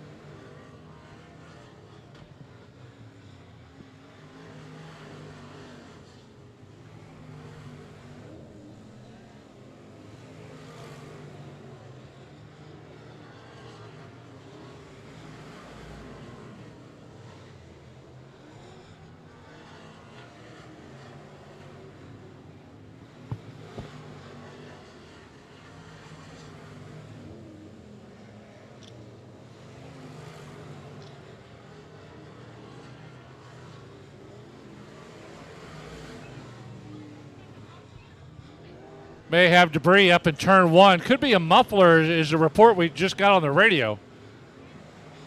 Nobody definitely wants to hit a muffler out there on the track.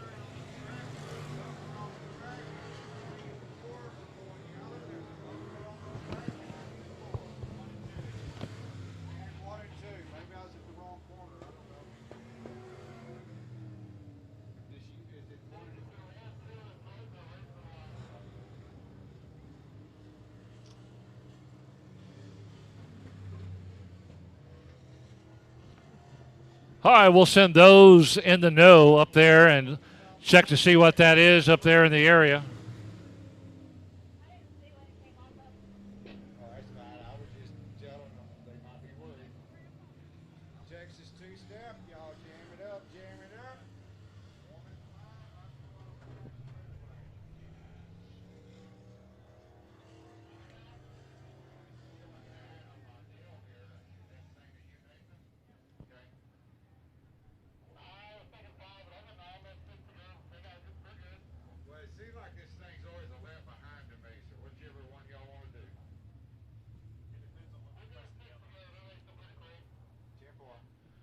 Well, good old Chris Morris gets out front.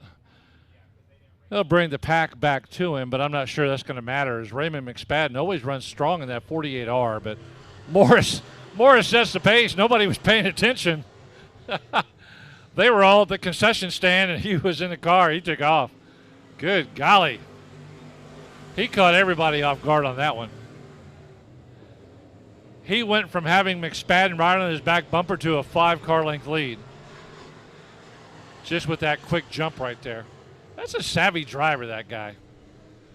His first ever main event win was down at I-37 Speedway. I had the opportunity to interview him at his first ever main event win, and that family was excited for that that night. After all he's been through, it was a great night to celebrate his first main event win. Honor and a pleasure to be able to talk to him and be his first interview. He's a good guy, very humble, good driver, good family.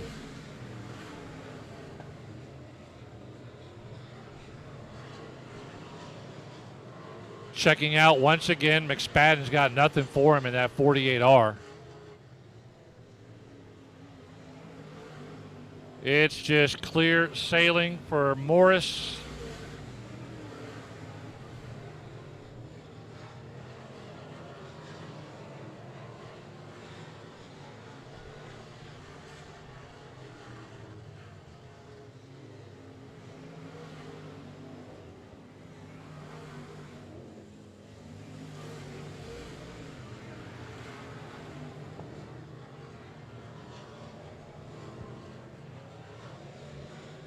Nathan Lavender up in the flag stand, shows him the white flag. He's seen that many times. Many times Chris Morris has been the first person to see that white flag because he's always up front. He sees it one more time out there down the back straightaway. Into turn 3 and 4. Chris Morris going to come home one more time for a checkered flag win of that 94 Magnum IMCA Modified. Chris Morris with the win.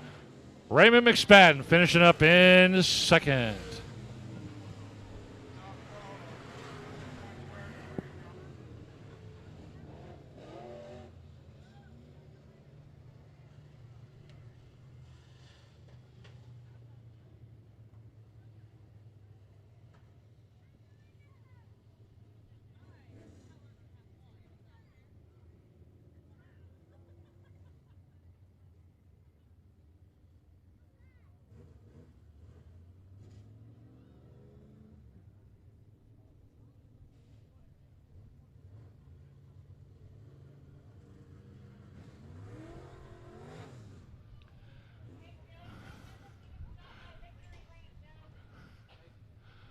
Chris Morris, once again, the man in the IMCA Modified, Magnum IMCA Modified.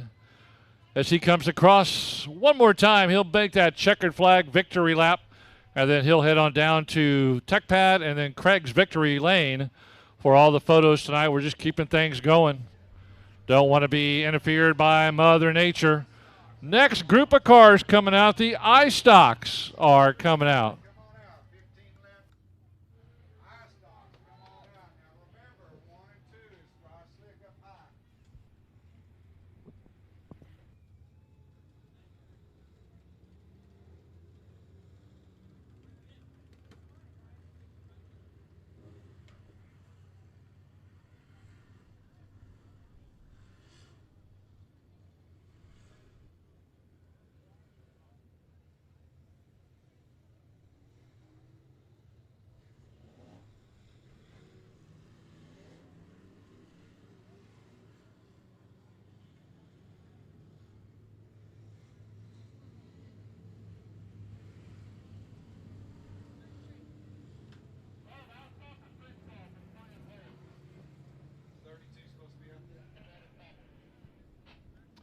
Browning IMCA stock cars ready to kick into it.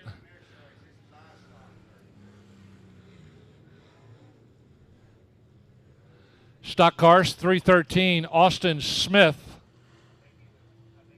33M Mason Doherty, outside row 1. Row 2 inside 27 Kobe Allen. Outside row 2 is the C3 Chris Birmingham. Row 3, Jason Batt in the 9. Outside row 3, 704, Nate Robbins. Jeffrey Borho, Allison Morris, and Ken Plonsky round out who was scheduled in the race. Supposed to have 9 cars. Looks like we got 6. All right. Chris Birmingham, he was able to get that car fixed and back into some sort of race condition as that entire right side of the C3 was bashed in the heat race. And now he backs off quickly. He may not be able to give it a go. Chris Birmingham may have to call it a race early as we kick this off the 15-lap main event. Yeah, I think there may have been some undiagnosed problems with the C3 that he didn't know about. Looks like he's going to limp his way around.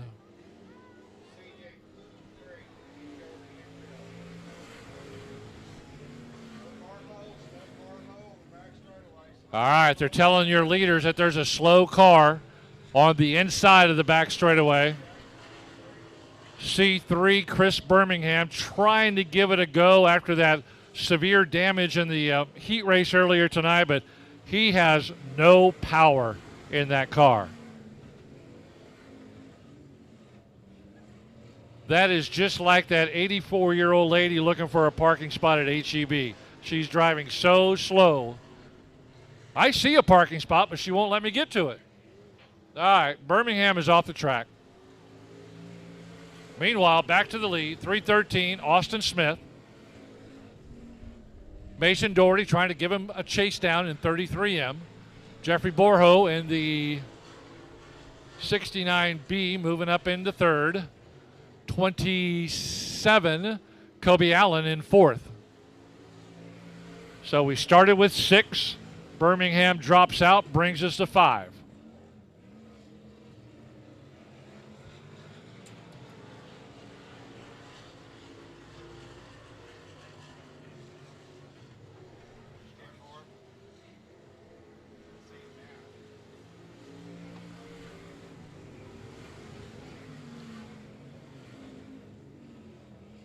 All right, we're down to 4 cars now.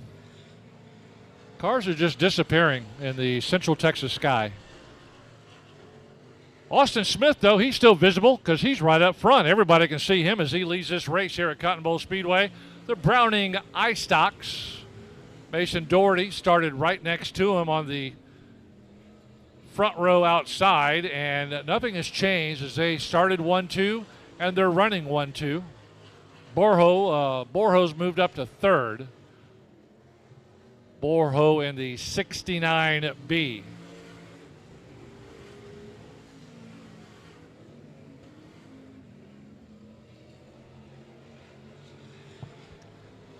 Hey, those of you watching on Race on Texas, thank you for doing so on the All Access, and we hope that you have made Cotton Bowl Speedway your home track so that basically $40 a month fee that you pay, half that money will come back to Cotton Bowl to help out, and Mary Ann has talked about it many times, how that has helped out in a pinch.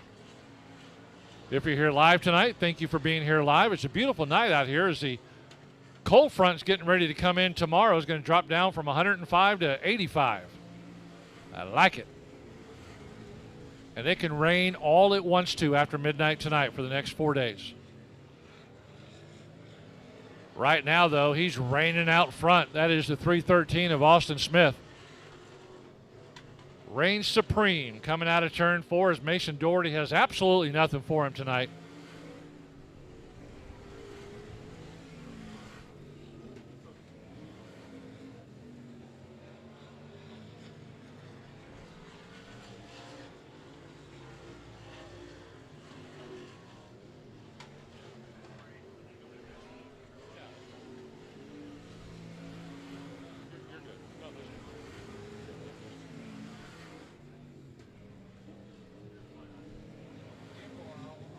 Extra prize money in the pack tonight. We've got some great sponsors we'll tell you about here in just a moment. All right, down and around they go. Nathan Lavender. Laps are clicking away. A few more laps to go. I see the 2 flags going up in the flag stand. 2 laps to go this time by as Austin Smith still leads him around. Mason Doherty right behind him in second place. That's how it's been throughout. Jeffrey Borho in third, and the 27, Kobe Allen, rounds out the top 4. The good news for Kobe Allen tonight, he's going to get a top 5 finish.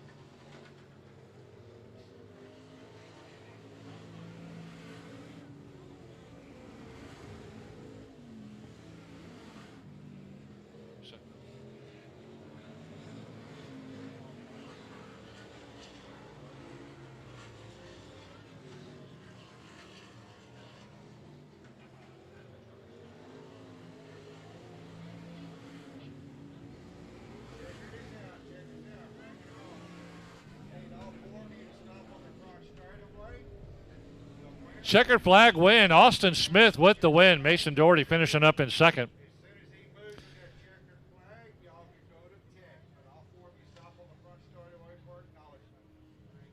And then coming up here momentarily, someone down there on the front straightaway for the street stock class. Bonus money. Thank you to our sponsor, WD Electrical Services. They will draw, they'll have a drawing for 5th through last place to win some extra money, an extra $100 prior to Tech. We'll do that. So thank you to WD Electrical Services for pitching in this extra money tonight. Extra $100 coming into some of the drivers.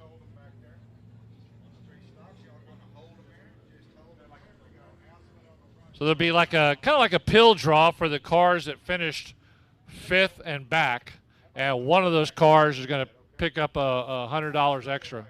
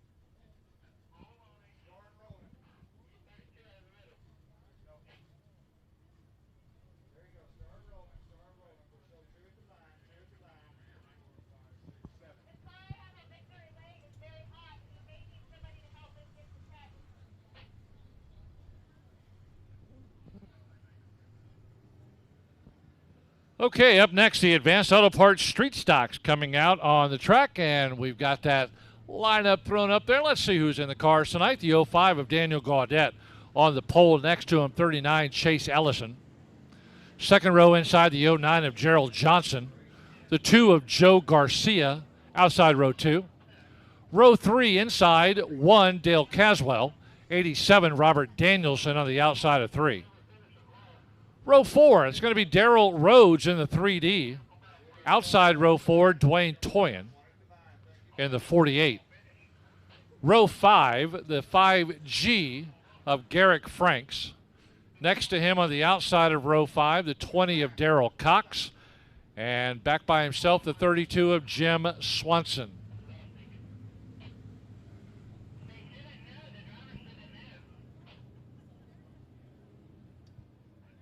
Jim Swanson back out here on the main event. Heat races earlier tonight. He was throwing out a whole bunch of smoke, killing bugs here in Central Texas, and maybe he got that issue figured out, but he settles into the back.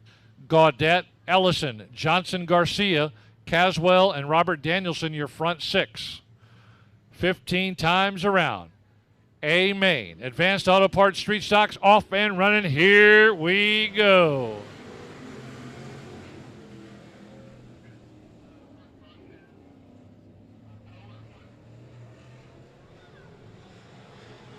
Robert Danielson getting all over the backside of the 2 of Joe Garcia.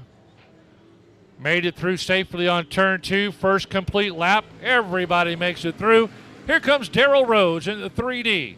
Trying to shimmy and shake on the inside. Looks for that low line. He goes by the 09 of Gerald Johnson. There's your new race leader.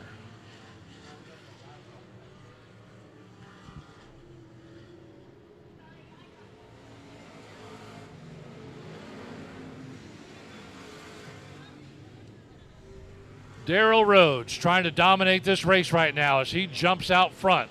6, 7, 8 car length lead over the rest of the group. Here comes Robert Danielson trying to squeeze that nose in between the cars in front of him. Couldn't do it that time. 39, Chase Ellison blocking Robert Danielson right now. Danielson would love to go on that low line. Not really trying the high line right now. Settles in behind Ellison one more time. Danielson goes to the inside. Makes the move. Ellison trying to hold on to second. And he does going into turn 1 and 2. Every time Danielson thinks he's got that opening right there, he's got to back off. That door shuts just enough that he's got to get his toe out of the door and don't get hurt.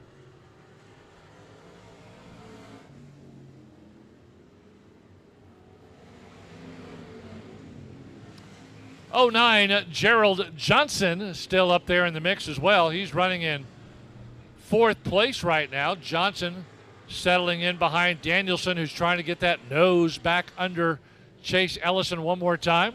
Now Danielson's go to the outside. Danielson says, oh, here we go. Riding along the outside wall. Slings it into turn 1 and 2. Takes that dangerous middle groove. Danielson finds the horsepower. Look at him go. Into 2nd place goes Robert Danielson. Man, he went by Chase Ellison like he was sitting still. He finally went to the outside. Went along the outside wall, completely down the front straightaway. Slingshotted around the high side of turn 1 and 2. Passed cleanly. Now in 2nd place, Robert Danielson out of Bandera, Texas.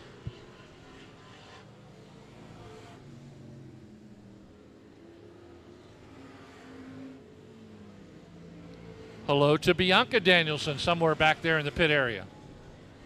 Bianca cheering on her man there in the 87. He's in 2nd right now, but it's going to be a tough chase to catch up to the 3D of Darrell Rhodes. Had a good run a couple of weeks ago. Found himself in the winner's circle. He knows how to get to Craig's Victory Lane over here to the just to the north of turn 1, and he may find himself there again. Out in clean air. Nobody out there with him. Danielson trying to reel him in, but maybe too much to overcome.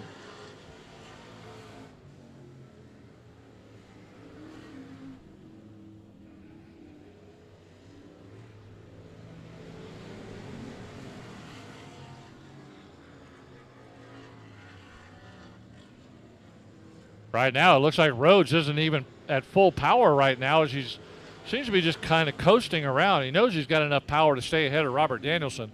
I'm not saying that's what he's doing, but it just kind of looked like it in turn 3 and 4. Maybe with gas prices, he's conserving gas. I don't know. Darrell Rhodes doing a great job right now, maneuvering around the track. Danielson, a savvy move a couple of laps ago to go to the outside and grab 2nd place away from Chase Ellison, who is now sitting, looks like he's dropped back a spot. Johnson's moved up to 3rd.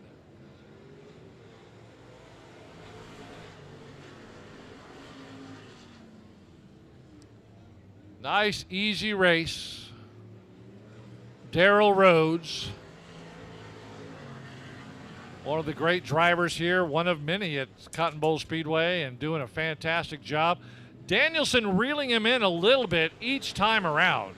He's getting closer and closer each lap, but there's the white flag, 1 lap to go, and I just think Robert Danielson's going to run flat out of time. But doing a great job as he closed that gap on Darrell Rhodes. Could be a dash to the finish line. Wouldn't have expected this the way it went. Checkered flag win, Darrell Rhodes. Robert Danielson went from 9 car lengths to 1 car length at the finish line. Good run by Robert Danielson, nearly chasing down Darrell Rhodes. You know, could be that if we had a 20-lap main event tonight, Danielson may have got it.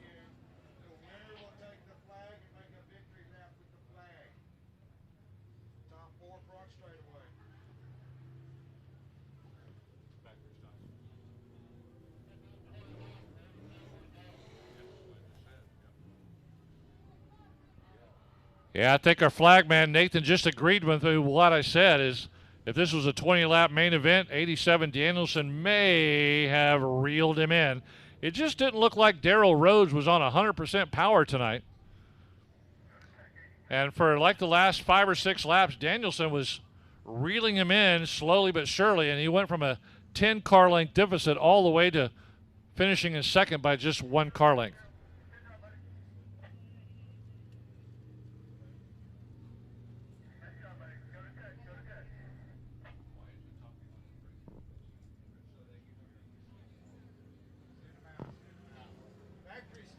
Mark it on your calendar, folks, if you're at home or if you're here in the grandstands. Next race, June the 4th.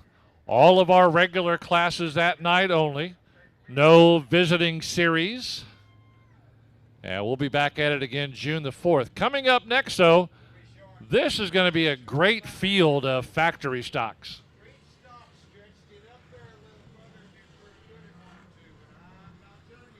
Brian Mailer is going to start up front in the 4D. Next to him on row 1, 726, Eric Robbins. Second row inside, Steve Sims, 58. Next to him, 53K, Casey Kraus. Third row inside, 12, Adam Hall. Outside row 3, 29K, Dylan Kowalik. Row 4 inside, Rowdy Chenard, 28R, 8-star, Tim Homeyer. Row 5 inside, 10D, Don Painter, 55R, Rusty Head. Row 6, the first number is Douglas Barber, 59, Jason Altman. Row 7 inside, 43, Stacy Robinette, 74J, Jesse Davis. Row 8, B4, Billy Rosetsky. Row 8 outside, 7, Kevin Najek. T14, Taylor Stewart.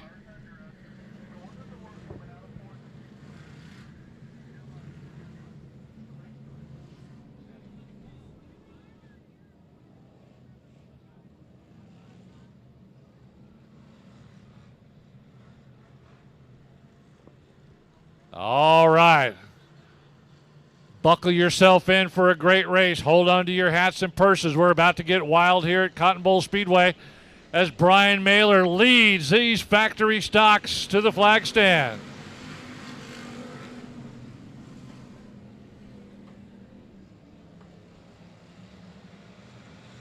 Down the back straightaway. Everybody trying to gain a position.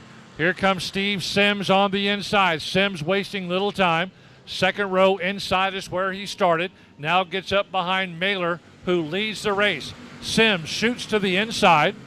Sims trying to go to the inside in that 58 car. Mailer having nothing to do with that in the 4D. Down the back straightaway they go. Mailer doing a great job. 4D. Steve Sims. Here comes Adam Hall. 3 wide in turn 4. Look at the factory stocks. Great start to this race. Good, clean, hard, side-by-side racing by the factory stocks. They may be bumping and grinding, but they're keeping that nose forward at a high speed as Brian Mailer leads the way. Steve Sims settles into second. Don't count out the 12 of Adam Hall coming up in third. Hall gets shuffled back a little bit as Casey Kraus in the 53K moves up an extra spot. Adam Hall on the inside. Kraus on the outside. Tim Homeyer trying to get up into the mix. He's in the 8-star. He's your points leader. He's your defending track champion. Off and running they go. Great race going right now around the track.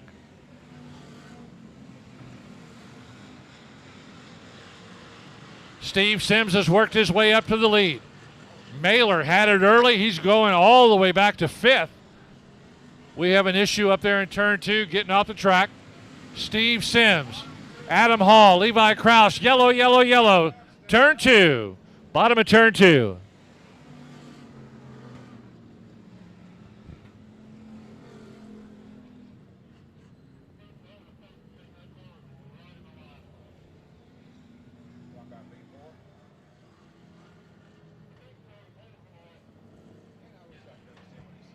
Well, I tell you what, man. Brian Mailer in that 4D, starting up on the pole, had a good run at it early, but he had Steve Sims and the rest of the crew knocking at his back door. And did not take long for them to make their way by just after a few laps.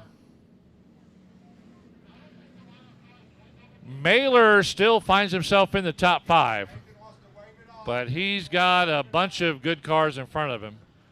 Not sure that the lineup is correct. Flagman was taking a look at it, waved off the start. They're going to look at it real quick, make sure everybody's where they need to be.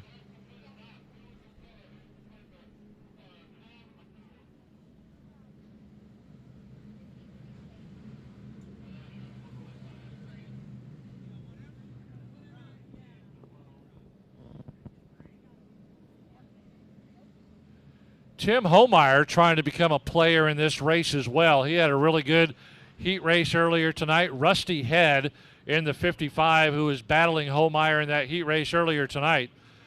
Head finds himself in the middle of the pack. Got some really good cars in front of him. Rusty's got a really good car in that 55R. He's going to have his work cut out for him to get by these guys. He's got Mailer directly in front of him. He's got Casey Krause 2 cars ahead of him on that outside row of factory stocks. Going to have to get by Chenard, going to have to get by Homeyer, Hall, and Krause as Steve Sims picks up the pace early, not even halfway down the back straightaway. Sims leads the pack. He sets the pace. Here they come.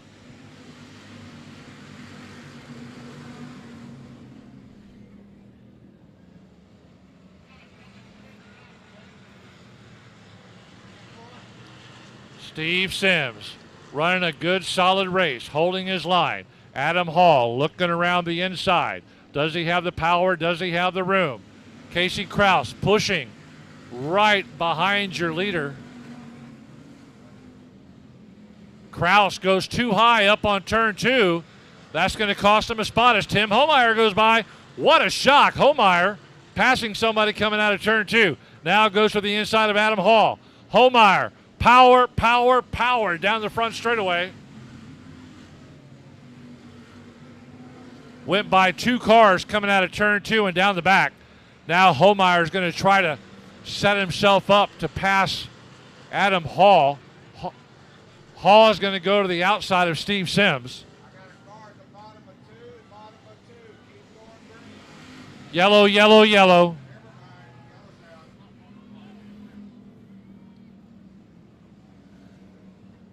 Oh, man, this is setting up for a great shootout as Homeyer giving all he's got on the backside and getting up by Steve Sims before that yellow came out.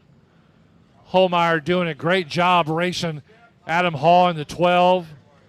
Had his sights set on Steve Sims in the 58. And then the yellow. Yellow, yellow. One more race to go on this race-shortened night as we're just kept it on going. No power wheels, no intermission, no interviews. We want to beat any possible rain that may be coming up into Central Texas.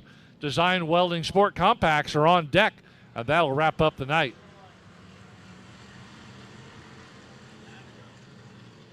Green, green, green on the restart. Keep an eye on that 8-star car. The purple of Tim Homeyer.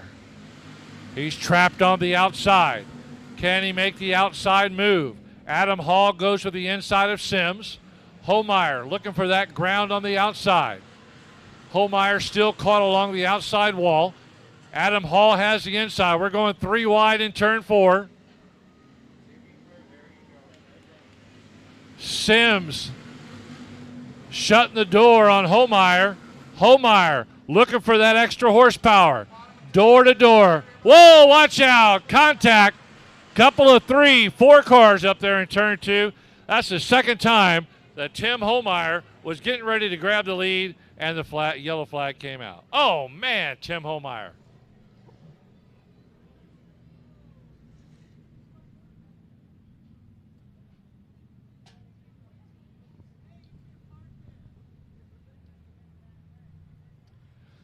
Man, Tim Holmeyer's got to be kicking the floorboard of that car every time he gets ready to make a pass to grab the lead.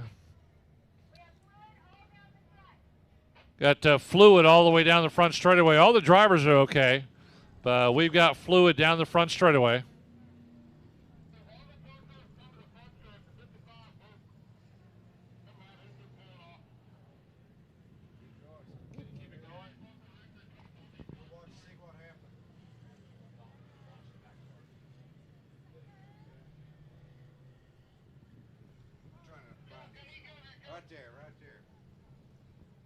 Going to go red right here. Maybe stop the cars on the front straightaway. Yep, there's the red flag. That comes out. Red light, red flag.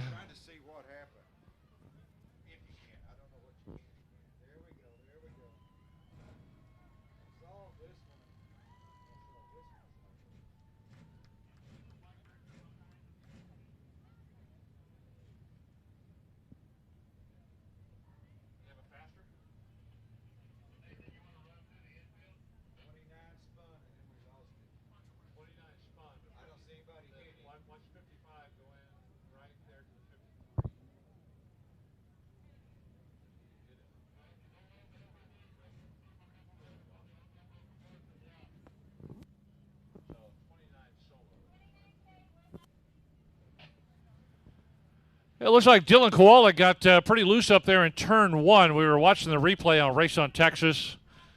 Didn't really see any contact up there on the replay, just a solo spin. We'll get the officials up there in the turns to take a look at it. Again, all the drivers are reported okay out there. We just got a massive cleanup that we have to do real quick. Hang in there with us.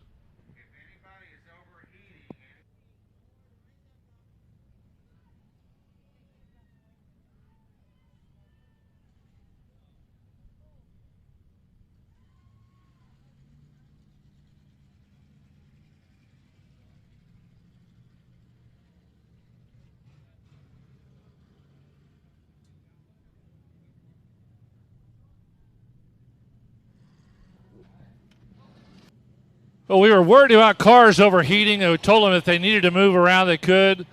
Everything seems to be a clear path up there right now. They're going to cut them right through the infield.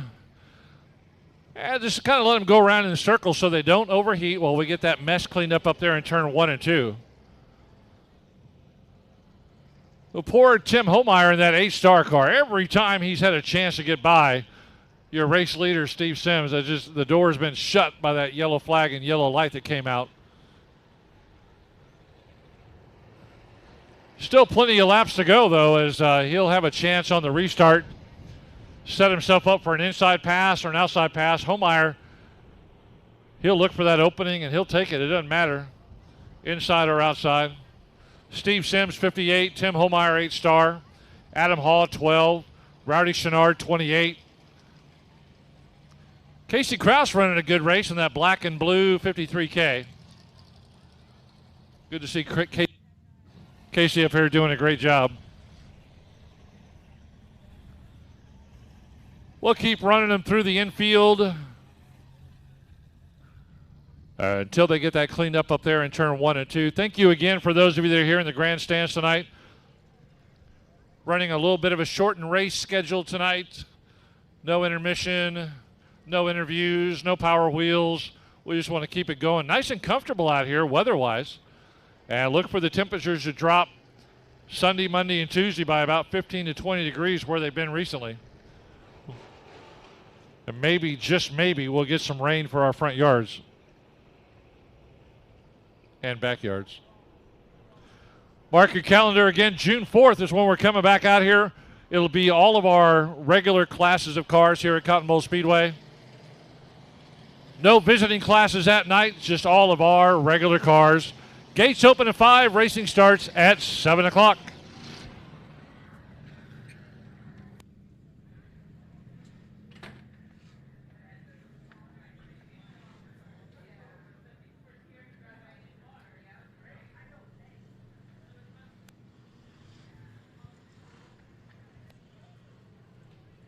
All right, let's see on the restart if Tim Homeyer in the purple 8-star car is going to be able to make his pass. He'll look to the outside. He'll look to the inside. Just never know which way he's going to go. He'll take advantage of whatever is given to him by the car in front of him. One more class of cars to go. Design Welding Sport Compacts are coming up next.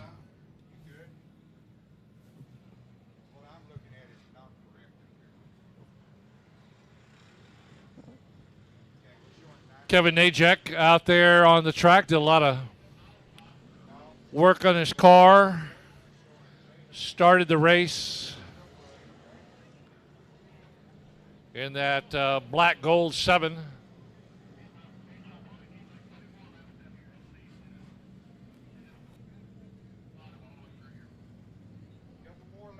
And I don't see him out there right now. Tough going for Kevin Najek. Dylan Kowalik motoring around, got some pretty severe damage to that right side of the car, just like Chris Birmingham had in that C3 earlier tonight. Kowalik moving up to the factory stocks this year, was in the Sport Compacts last year. And he has moved on up, and he's seeing what it's like to race these bigger, stronger, faster cars.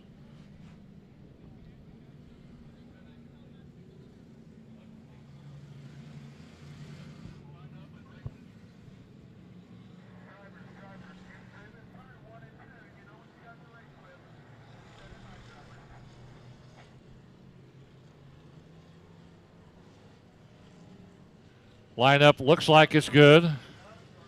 Gonna start bunching up and get them lined up.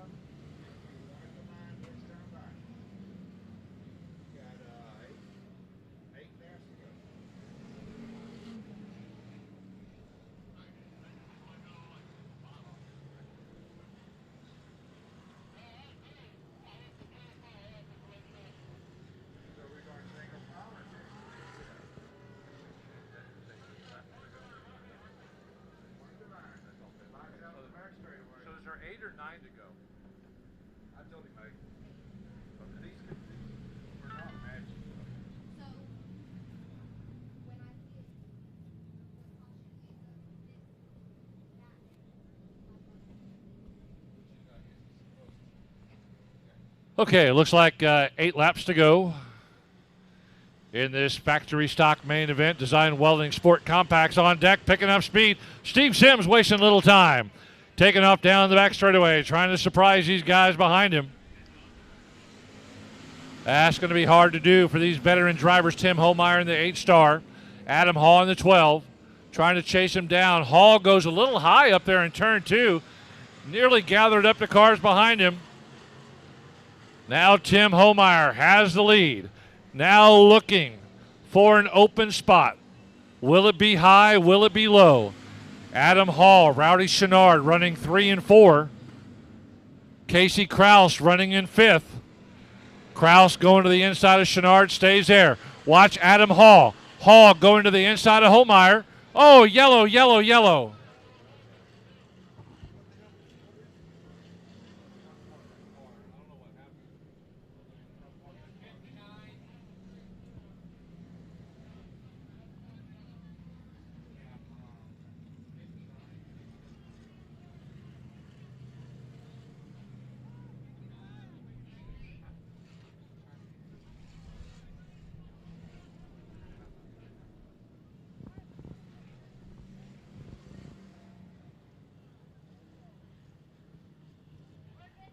Well, Adam Hall was getting a great run on Tim Homeyer, and then he had the Homeyer effect of, as he was making the pass, the yellow came out.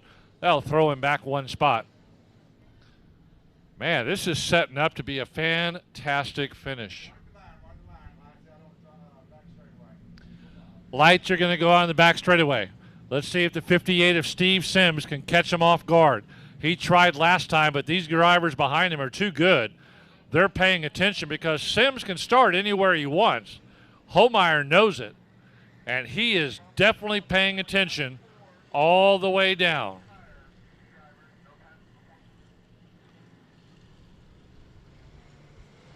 There he goes. Steve Sims sets the pace. Here comes Homeyer on the inside. Adam Hall one more time. Going to try to set up a pass on Holmeyer in the 8-star. Hall goes up in the middle groove of turn 2. Here comes Holmeyer. Holmeyer one more time. Door-to-door racing coming out of turn 4. Is there going to be a new race leader? Yes, there is. Tim Holmeyer with the lead coming out of turn 1. Here comes Adam Hall getting by Steve Sims. Hall trying to move up one more spot. Sims goes from first to third just like that.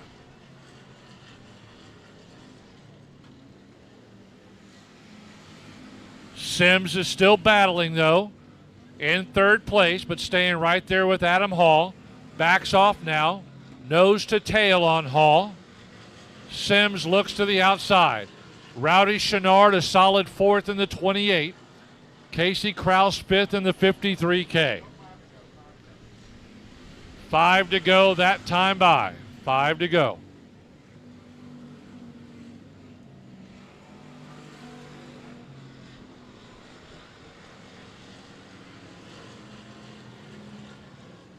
Brian Mailer in the 4D started up on the pole. A solid 6 right now, trying to hold on to that.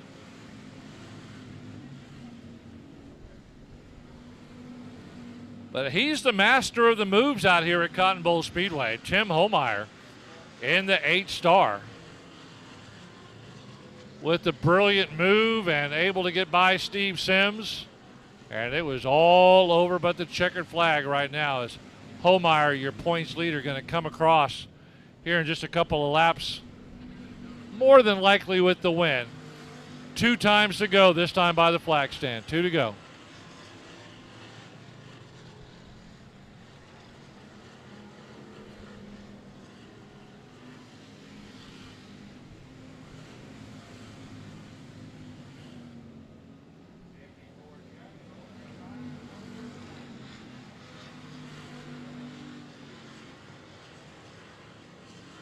This time by, Tim Holmeyer should see the white flag waving one more time around the paperclip oval that is Cotton Bowl Speedway. Points leader, defending track champion, and he is going to come across.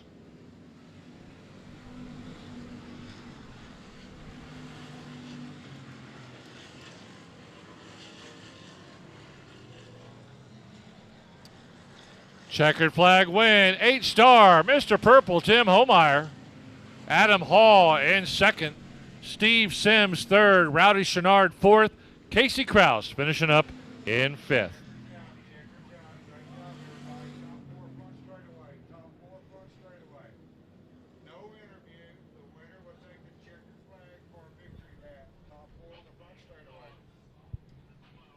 My. No surprise there as Tim Holmeyer masters himself around the track. Able to get by Steve Sims, hold off Adam Hall. Great run by your defending track champion, Tim Holmeyer.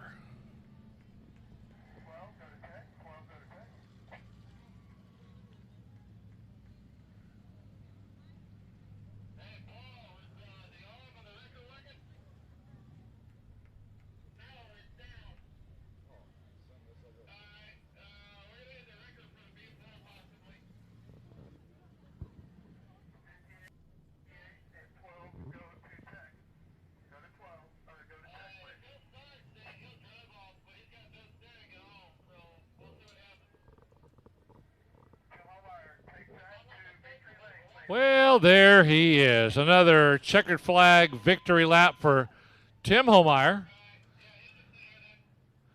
Tim forgot to drop off the checkered flag, though. They'll take it back to Craig's victory lane and take a picture with it. And then get it back out here for our final race of the night as we blaze through it this evening. The Design Welding Sport Compacts. 8 of them scheduled. Let's see how many of them get out here.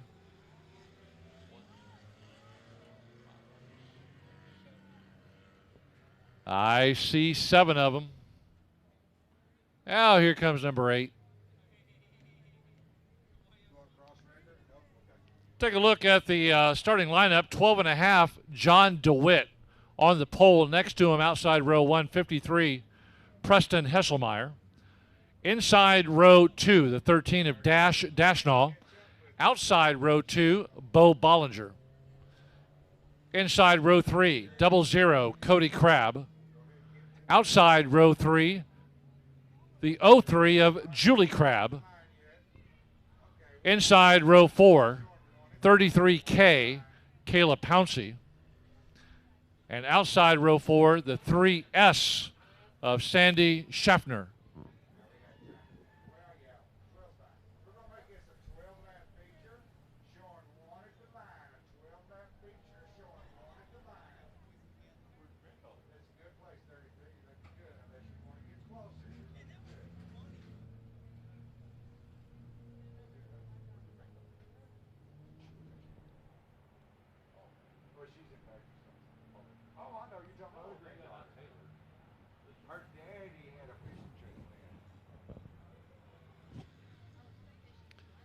We're missing one of our Sport Compact drivers because Daddy wanted to go fishing. That's not right on a race night. Lights are out. Let's get it going.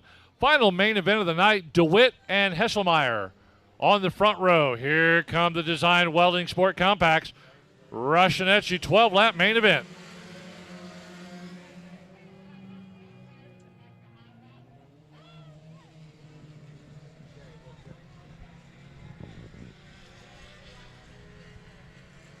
And down the back straightaway they go, trying to get themselves all worked out. Should be the 13 of Dashnall. Yep, Dashnall with the lead. John DeWitt settles back into second.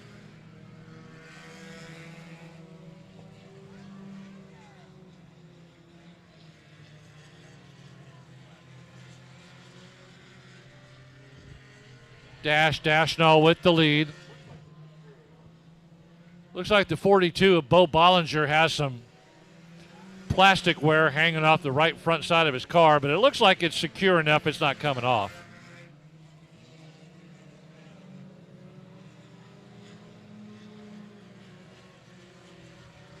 Dashnall holding that lead. John DeWitt in the 12.5 car trying to move up. Contact. Oh, man, just missed that pink tire. Holy cow. You saw that on the top row, didn't you? Yes, you did. Man. DeWitt tried to make an inside move down there on turn 4 and nearly took out the Pick Chick tire. Or should I say the tire nearly took him out. Dashnall still holding the lead. Here comes the 00. Cody Crabb now moves up into the mix. He goes by and goes by DeWitt for second. Cody Crabb, couple of main event wins last year. Now moving up next to Dashnall in the 13. Dashnall says, holy cow, where'd you come from? Trying to hold that lead. Cody Crabb goes to the inside. Boom! There's your new race leader. Cody Crabb, 00.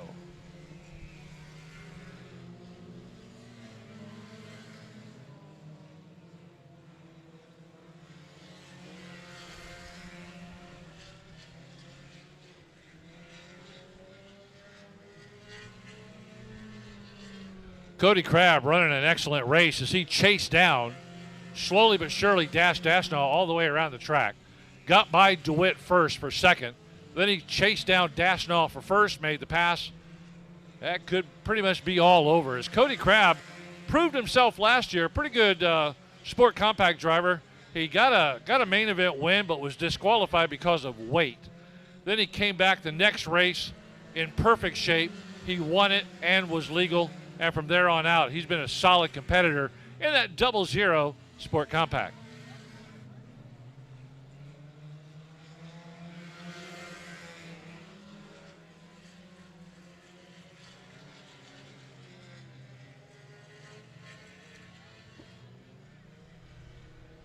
Yeah, I don't think anybody's going to have anything for Cody Crabb. DeWitt's trying to stay with him.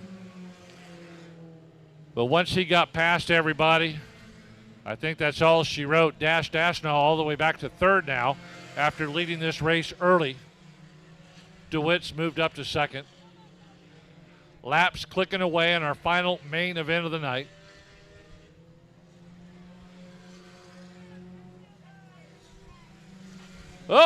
Turn 2.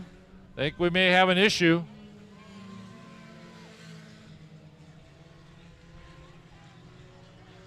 The 03, Julie Crabb, may have lost a tire.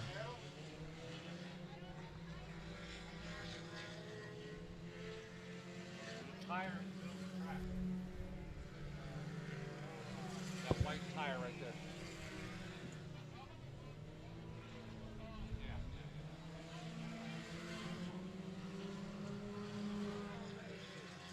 Coming up on 1 lap to go. They've all seen that tire. That tire's kind of bunched out a little bit out into the front back straightaway, but they've all seen it. They've all made it past it 2 or 3 times now. And this should be it as Cody Crabb is leading around the back straightaway into turn 3 and 4. And he is going to come across your Design Welding Sport Compact main event winner for the night, May 21st, 2022, as we wrap up a great night of racing here at Cotton Bowl Speedway. One of the faster nights of racing. As we saw the weather forecast, we wanted to race our way through the program as quick as we could. And we were very successful. Now Cody Crabb will come down and pick up the checkered flag, and he'll make his victory circle, a well-deserved victory lap in the 00 Sport Compact. Folks, thank you for watching on Race on Texas. Thank you to all of you that are here tonight, live in the grandstands at Cotton Bowl Speedway. Mark your calendar. We're going to do it again, June the 4th. No special groups that night. It's just all of our regular classes. Sure to be another good night. But thank you for Mary Ann and H.E. and all the staff here at Cotton Bowl Speedway. Thank you for coming out tonight. Enjoy the cool weather over the next few days. Enjoy any possible rain that our yards may get. Drive carefully if it does rain. But we will see you back in 2 weeks from all of us here at Cotton Bowl Speedway. Good night. God bless. We'll see you in 2 weeks.